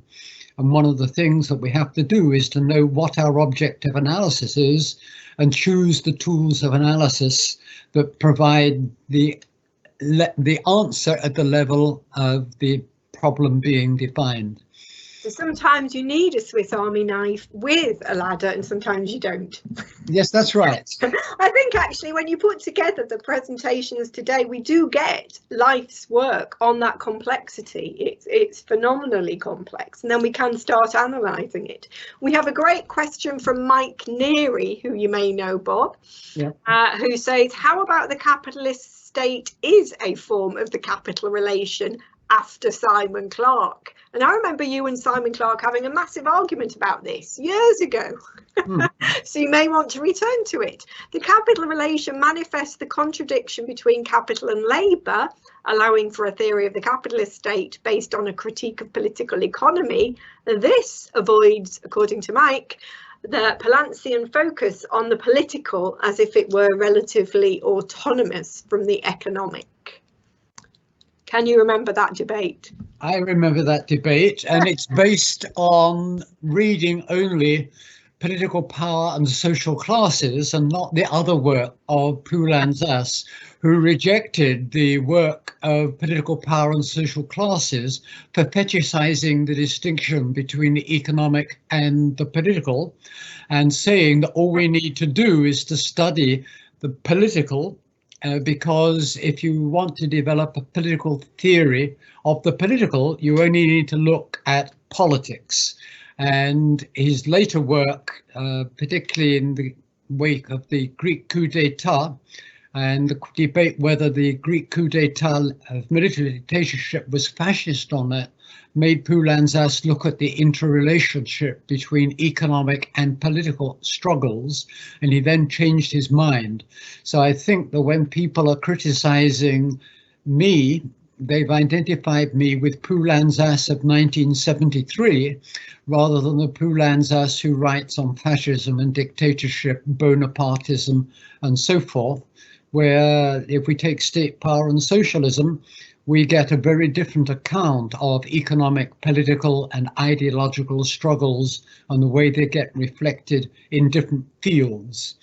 Now, I think what Simon Clarke did was to show that one can't see the capitalist state as separate from the capital relation and having a relative autonomy. One has to analyze the interdependence, the complex articulation of economic, political and ideological forms of domination. But I think that Poulanzas, following Marx, and Juan Carlos I'm sure would agree with this as well, that political struggle is primary, because economic struggle, unless it's changed by political struggle, takes place within the limits of the capital relation. It takes place about workers' position within capital, and only by a political struggle can you raise the stakes so that the form of the state is also at stake. And I think that would be my reply to that debate. Wow, that was so much shorter than I think it was an hour and a half response you gave to Simon Clarke. That was really, really good, Bob. And I got a lovely comment back on email from Juan Carlos. He says, I am condemned to be a Bob spreader. Which I think is quite wonderful. I think if your ideas are spread around the world and become contagious, that is really, really wonderful. Okay. So thank you very much, Juan Carlos. Bob's interpretation of Juan Carlos and some incredible ways of conceptualizing the earlier debates. We will now go over to your presentation, if that's okay. Your response. Yes.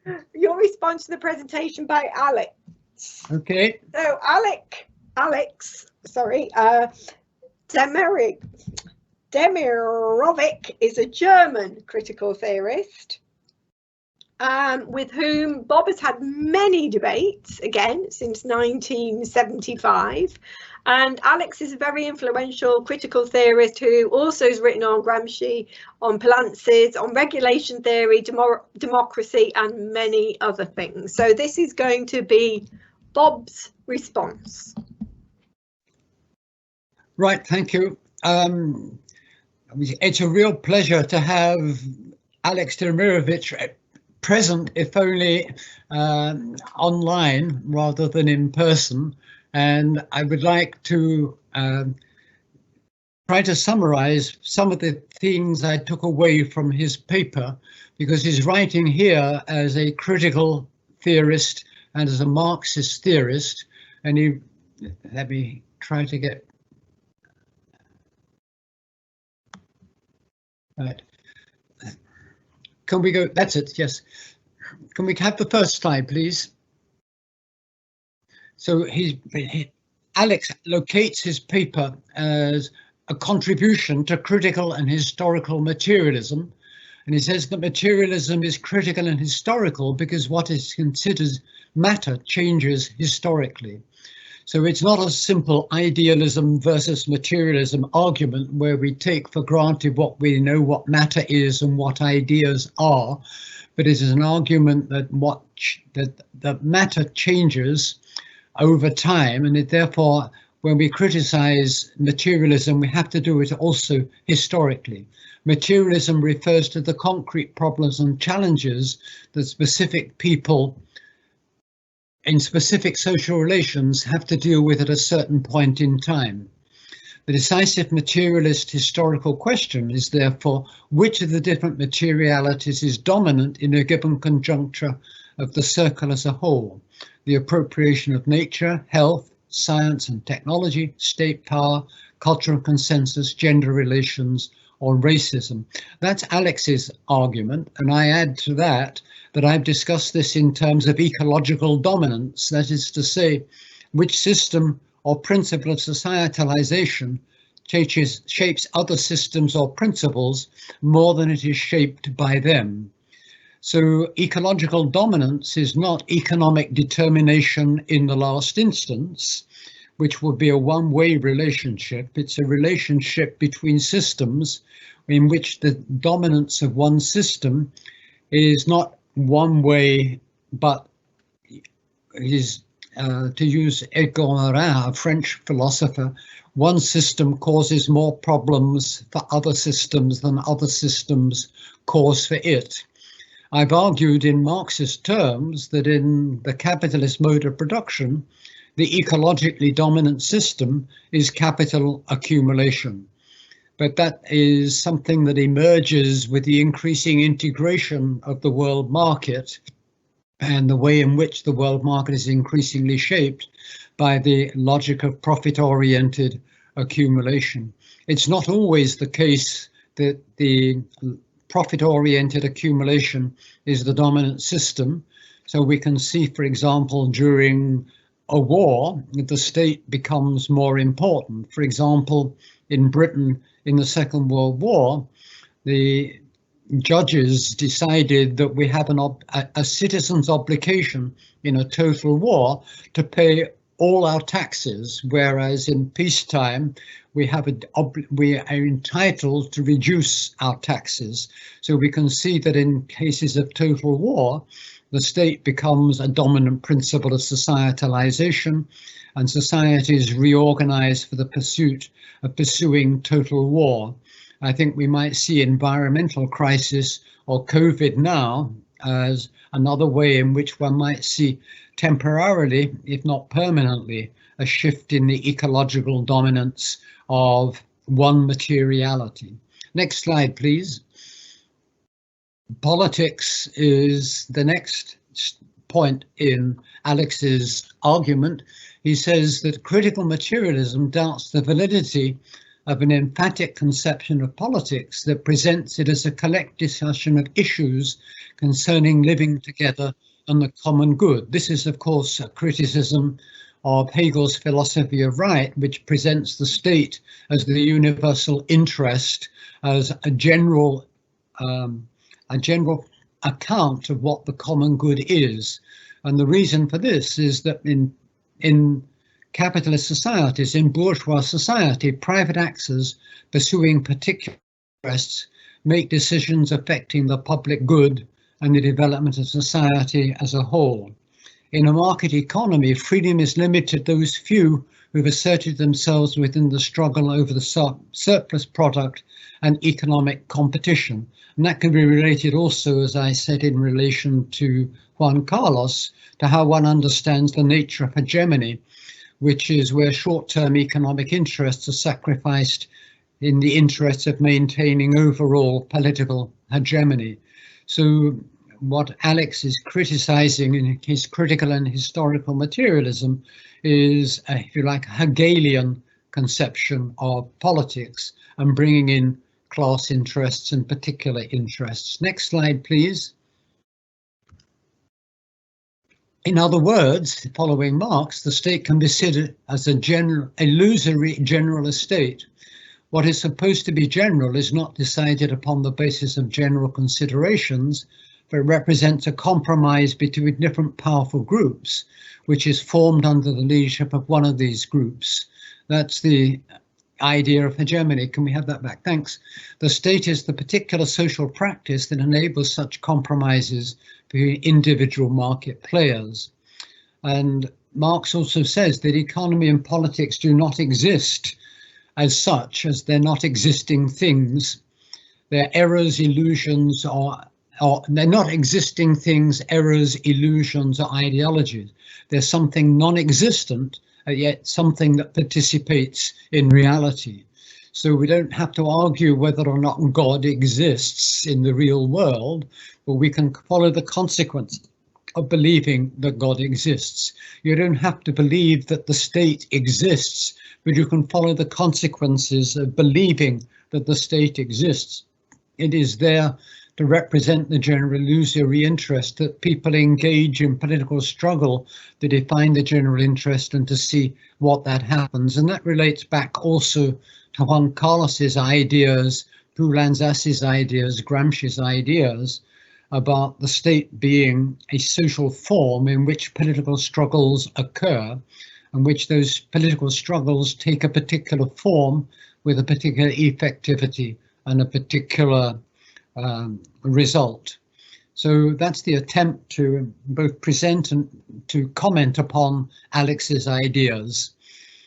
And I don't have any comments from Alex as such, or I'm just going through the questions.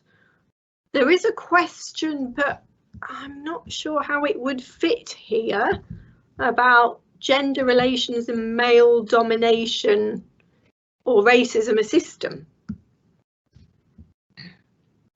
But I'm not sure where that came from.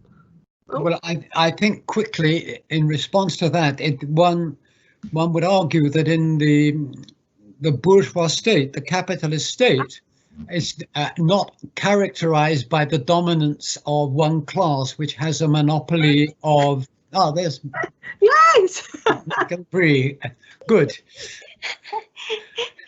Right, so the capitalist state is characterized by the absence of formal control of the capitalist class over state power. And one asks, in relation to the capitalist state, who it is that exercises power in particular conditions. And that creates the possibility of other forces being involved in political struggle. It opens up the space for intersectional struggles. So class politics, political struggle is not purely a struggle between classes. It's a struggle between all sorts of classes and other groups, so ethnicities, gender, and so forth. And the struggle is then about what the intersectionality is in and what are the forces that win out in the struggle for hegemony. So Marxist reductionists will say always class struggle is prior, and only when class struggles are resolved can we solve the problems of gender struggles and so forth. But of course, if you're not a class reductionist, you will take account of other struggles and the ways in which they get reflected in state power as a material condensation of the balance of political forces. And the political forces can also be ethnic forces, class forces, regional forces, and so forth. And that's always possible within the forms of the bourgeois state. It's power, isn't it, Bob? Ultimately, it's about power. Yes. Thank you very much for both presenting and responding and presenting. And it's amazing now, our final speaker has actually appeared. Mikhail, who is visiting us from Germany. And who is the former director of the Institute of Social Research for the Rosa Luxemburg Foundation, and who has been engaging with Bob again for some time on his theoretical work on the state, strategic relational approach, and work on the commons within a very detailed debate about Marxist theory. So over to you. Welcome. Fantastic to have you here, and definitely over to you.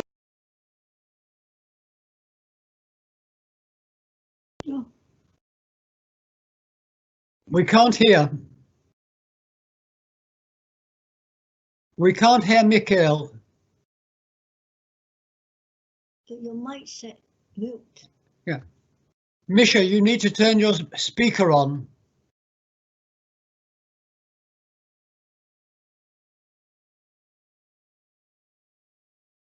I can't hear.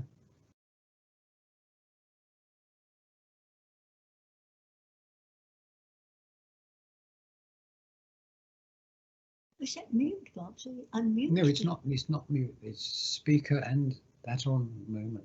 If I do that, turn that.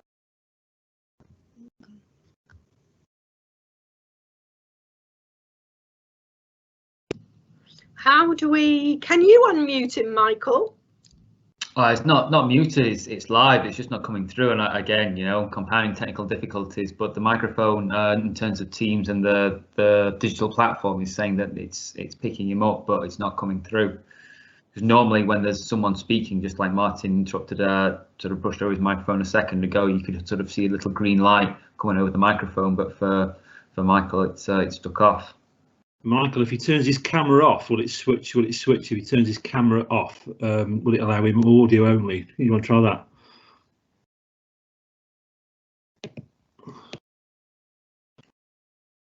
Oh, I was so excited that he'd emerged.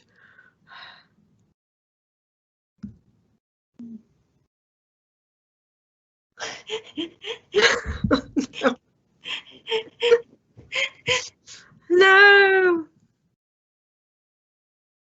No, I can't.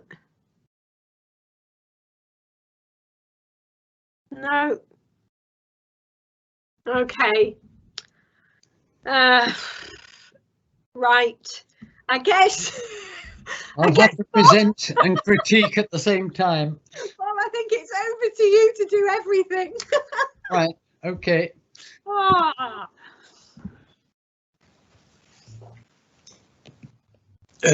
Do you hear me now? No. Ah, yes, we can hear you. Yes, now you hear me. Okay, that's unbelievable. Yeah. Welcome. Unbelievable. That means Bob doesn't have to present you. So welcome, Michael. Please. Thank you very much. Thank you for being so patient. Wonderful. You can do your own presentation and Bob can respond to it. Thank you very much. I have to thank very much, and of course, this was really a long journey to I've heard you all the time, but I couldn't respond, of course. Firstly, of course, Bob, you know, I quoted in the beginning of my paper Karl Marx, the richness of the wealth of humans is relations to other people, and so my personal relations to you and to Nailing are very important to me, and I can say that I'm very rich because of this relation to you. The second is I have sent you the PowerPoint presentation, and I looked. I think you have seen also that some pictures when we were visiting the Chinese garden in Berlin, and so we can. I hope Michael Lambert can then show at least some of the slides of the PowerPoint.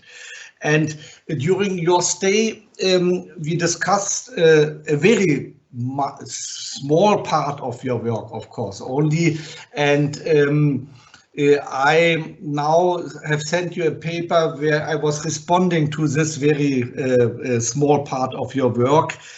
Why have I done this? I think you have just spoken about the complexity of your work. I totally agree. It's unbelievable complex. On the other hand, I feel that we need also the other process around. We need to reduce complexity to discuss with each other. But wait for the PowerPoint. I then will tell you when you should put it in. I think it's better the persons can see me when I'm speaking. Yeah, maybe you can shut the PowerPoint off now at the moment. Yeah. Yes. Okay. So when in the discussions we had and afterwards, I thought we need, and this is just a proposal to work on a very elementary model of social action. Yeah? This was the idea behind, and we all know, and I know I'm speaking now under the heading of Marxism, the famous sentences of Marx in the 18th Brumaire of Napoleon, Louis Bonaparte, and there he was saying that people are doing, men are make their own history, but they do not make it as they please, and so on. You all know this famous quotation, and nevertheless, the problem we are addressing is how we can explain in a very simple way. We can structure the problem behind this sentence. And I think all your work somehow is linked to this question, how to explain the whole complexity of social interaction and development and so on, and capitalism.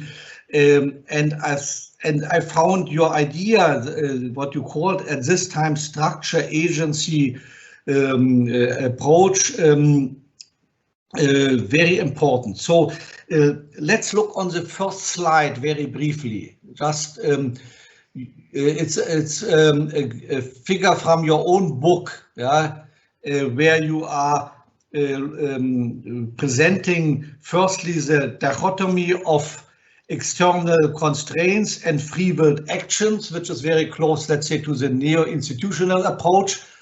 That's the second slide. Then you are referring to Giddens with his theory of structuration, where he tries to develop the idea that there is a recursive processual interaction of structures and actors in social systems. What you are calling dualism masquerading as duality. And then you are developing a dialectical duality with structurally inscribed strategic selectivity on the one hand. That means structures. In the structures is inscribed a type of strategic selectivity, and on the other hand, agents are acting strategically and calculating the possibilities of structures and so on. You are calling it strategically calculated, structurally oriented action. I found this very, very important, and I just want to make 4 proposals how to expand and maybe to develop this very elementary model. And so 4 proposals, I will make it very short. The first proposal is I think we should not only look on agents and structures, but we should take resources of action, social actions, as a third component of an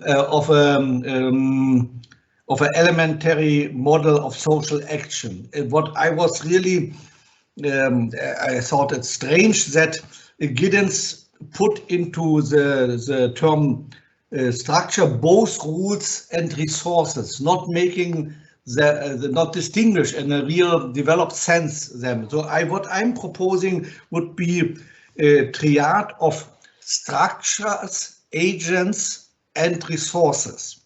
The second proposal, and maybe we can now go to the next slide. Yeah, okay, thank you. Also you see here, I'm dividing institutions and resources. I don't put them into one term. And then, of course, that's totally clear. If we want to have an elementary model, we need at least two different actors, actor one and actor two. So this was the first, let's say, development of the proposal of the model you are quoting and developing in your book. And then I want to go on to make two other proposals. It was already mentioned today in different contributions, of course, that we have spoken about the commons and so on, materiality and so on. What I think is important and what may make a difference, especially to the institutional theories, to understand that all the resources we are referring to are somehow what common pool resources, to quote Elinor Ostrom. Yeah, all resources are outcomes are based in, embedded in these common pool resources. Elinor Ostrom was analyzing with reference especially to water, to forest, to fishery, then later to knowledge and so on. And what we are now see, especially in this time of the ecological crisis, but also in the pandemic crisis and so on, we see how everything, the market, the economy, whatever, is depending on these, on the caring for these common pool resources. So this would be, let's go to the next slide, please. We should understand that the resources actors are referring to reproduce themselves via institutions are themselves embedded in common pool resources, which should be sustained, developed, enriched, and so on. And then you have spoken today, I found it very, very important. I know this from other discussions that your idea of semiotic political economy, I totally agree with this, that to understand even at this very elementary level of a model of social action, we need to understand that actors are referring to spaces, to semiotic spaces, to use your term, spaces of discourse, spaces of interpretation, to evaluate what they are doing, the good or the evil, the beautiful, the ugly, and so on. I found your work together with Nai-Ling towards a cultural political economy as a milestone in theoretical development. So what I think, if we are using such a model, we should understand that all social action is kind of triad, but based in the foundations or the earth of common pool resources of very different kind, and referring to the sky of discourse, interpretation, evaluation, and so on. So we see that that social action has a common or communist foundation, and also is referring to the sky of common values. So we see how in this, if you are looking on this system, how liberal orientations, which are very clear also in this model, are embedded in common grounds and in the common sky. That's what I want to say at the end. So this was my contribution. Maybe I hope we can discuss it in Lancaster, in Berlin, wherever else in the coming future. And I want to end with a quotation of Rosa Luxemburg in the time when she was in prison all the time, almost in a lot of letters. She always said, sei heiter.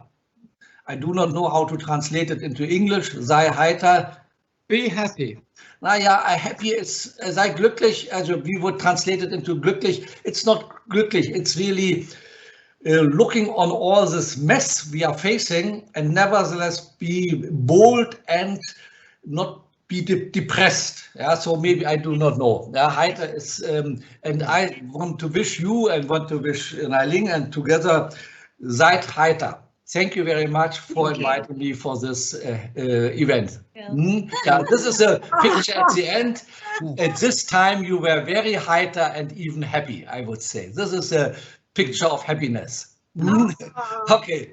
That's wonderful. Thank you very, very much. I have to thank. So, Bob, would you now like to respond? Yes, please. And you do realise we do have to, because of the John Urry event, we will have to finish at 5, dead on. Can we have my PowerPoint up, please, Michael? Michael.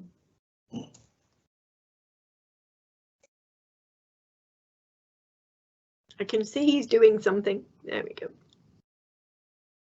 Okay, what I wanted to say, whether we have the PowerPoint up or not, that what Michael has done is to creatively extend the structure agency approach, but I wanted to say that the structure agency approach in relation to Giddens is only one aspect of the way in which structure and agency was developed. So it first emerged from the capital versus class theoretical analysis, structuralism versus instrumentalism, or the state as a social relation. Then I intervened in relation to the debate on Giddens about structure and agency. Then it was a critique of the institutional turn, putting institutions in their place. Then a debate around constructivism versus realism, which produced culture-real political economy, then socio-spatial analyses, and then crisis theory. So when Misha presents the structure agency resolution, it is really focused on structure and agency, but elsewhere we've talked about institutions and a way in which one might analyze that also in relation to discourse, territoriality, and so forth. So I agree with your argument that we are not looking just at an individual making his or her own history, but not in circumstances of their own choosing. We have to look at the relationship between individuals. And that's also an important part of my more general work, looking at the antagonisms, the conflicts, the cooperations between individuals. And the way you've done that by introducing the discursive sky and the common pool resources as the foundation will be one way to develop those ideas, not way I would necessarily choose for all purposes, but one of the ways to make the complex slightly more complex and draw on the tools of other theorists, semiotic analysis, common pools, resource, and so forth. So next slide, please. When I presented the paper that you presented the first 3 levels from, there were more levels of the analysis. So reflexively or reorganized structural configuration and recursively selected strategies and tactics, which then lead to structured coherence. And that refers to strategies to transform selectivities and limits to transforming selectivities. And I think it's important when presenting my structure agency dialectic, you include the elements that produce the structured coherence, what Gramsci calls the historic block, because variation, selection, retention are important parts of a dialectical historical materialist analysis. We've always been concerned with how it is that actions don't take place at a particular point in time, but get reproduced over time. And that leads to looking at the interaction between the structurally inscribed strategic selectivity and structurally oriented strategic calculation. Next slide, please. That explains how to read this figure. So it's a thought experiment on how to produce a more adequate set of concepts for studying structure and agency. Rows 1 and 2 are inadequate. The third row, which is presented and emphasized in Mishra's paper, presents the pair of minimally adequate concepts. Each interiorizes the other, which transcends the structure-agency distinction.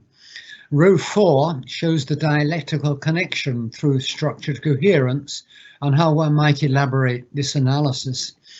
And this analysis doesn't entail that all agents are equally capable of strategic action or that every action is strategic. Next slide, please. In relation to institutions, yes, I agree they're important, and institutionalism can't explain the generic features of capitalism, but what it does is show how those forms are mediated.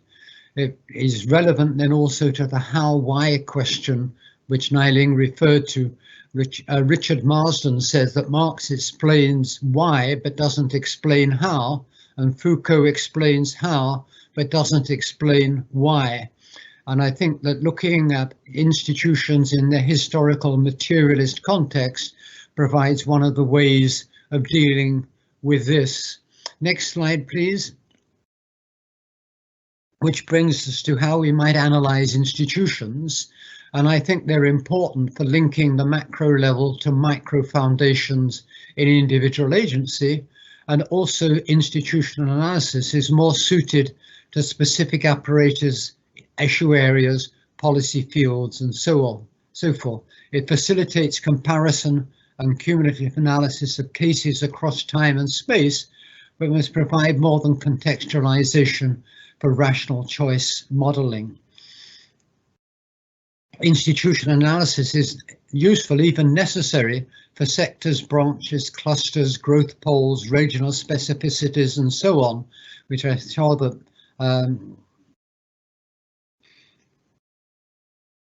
sorry.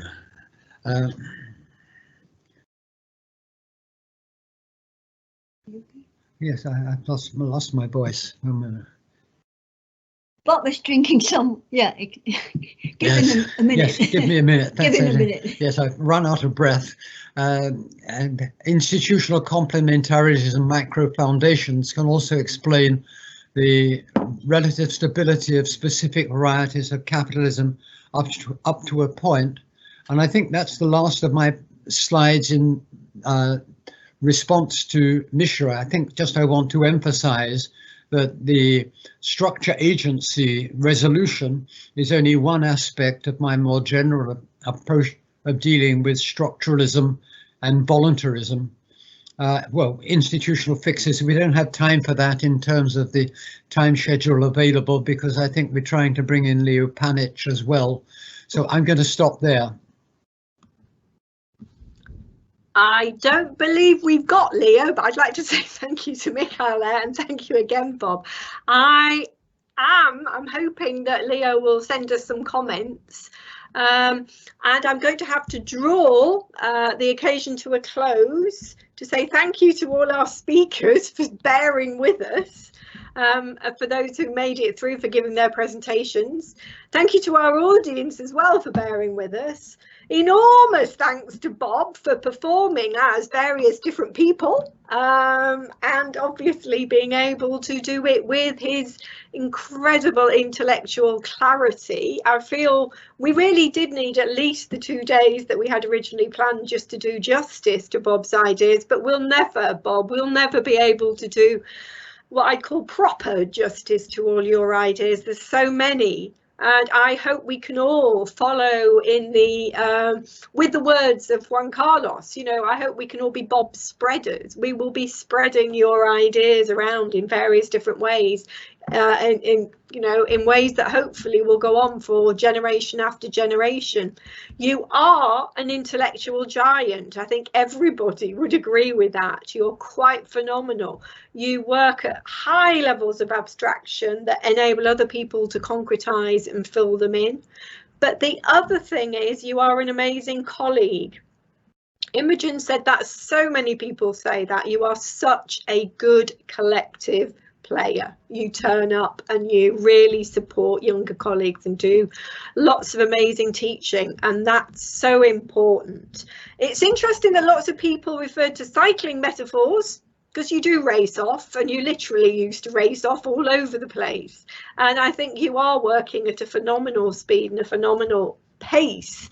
And as Martin said, a real genuine boffin who builds a whole range of ideas. So we've got lots and lots of thanks to you.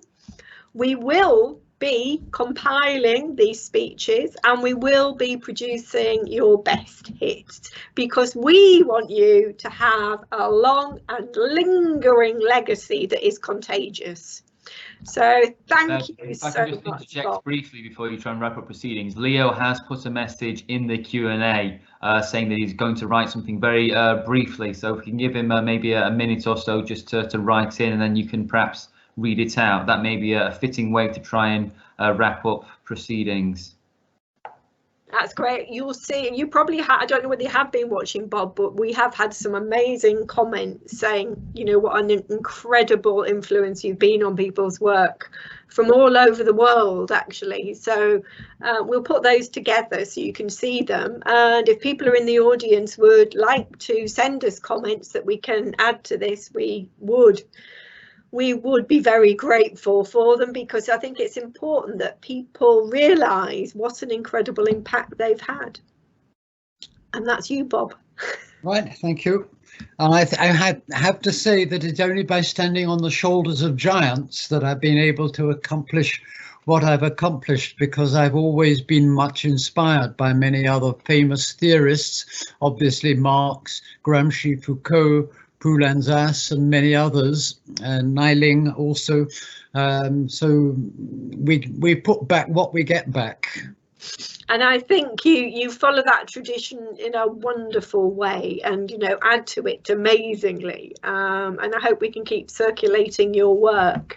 Is Leo out there? I've been reading his comments, so he's written them. They've been coming through on chat. Okay, not question and answers, they're on chat. Great. No, so they're on the Q&As. He's just written a note and he just messaged me now saying that he's writing a second, albeit brief, note just to write a few comments about Bob. So I know we're running close to time in terms of John Orry, but it is on its way.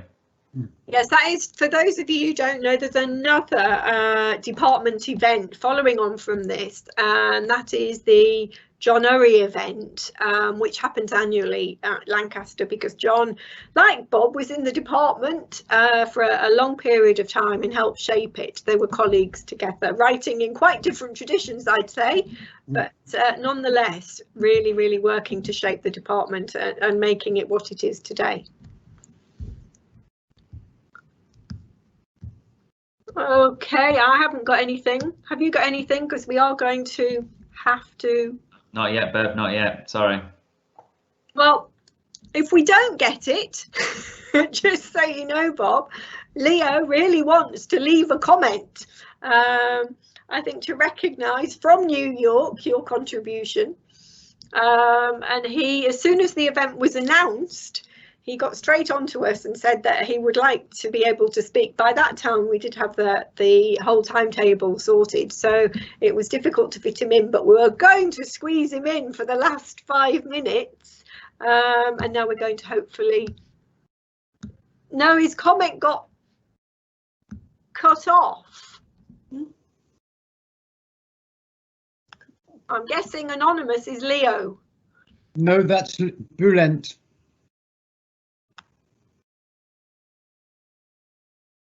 Leo Panich was writing as Leo Panich. Oh, okay. Ah, yes. He says he was going to say something. Anyway, I'm afraid we are going to have to go. So, Leo, can you send us what you were going to say and we will include it? And Bob, if you just like a final word. I'd just like to say thank you very much. I'm sorry there were some technical problems in enable us to present a compressed package of papers and comments, and I regret that I didn't present my own overview because the separating it into 3 separate sections doesn't do justice to my attempts to integrate the whole. So we can perhaps send my PowerPoint as well.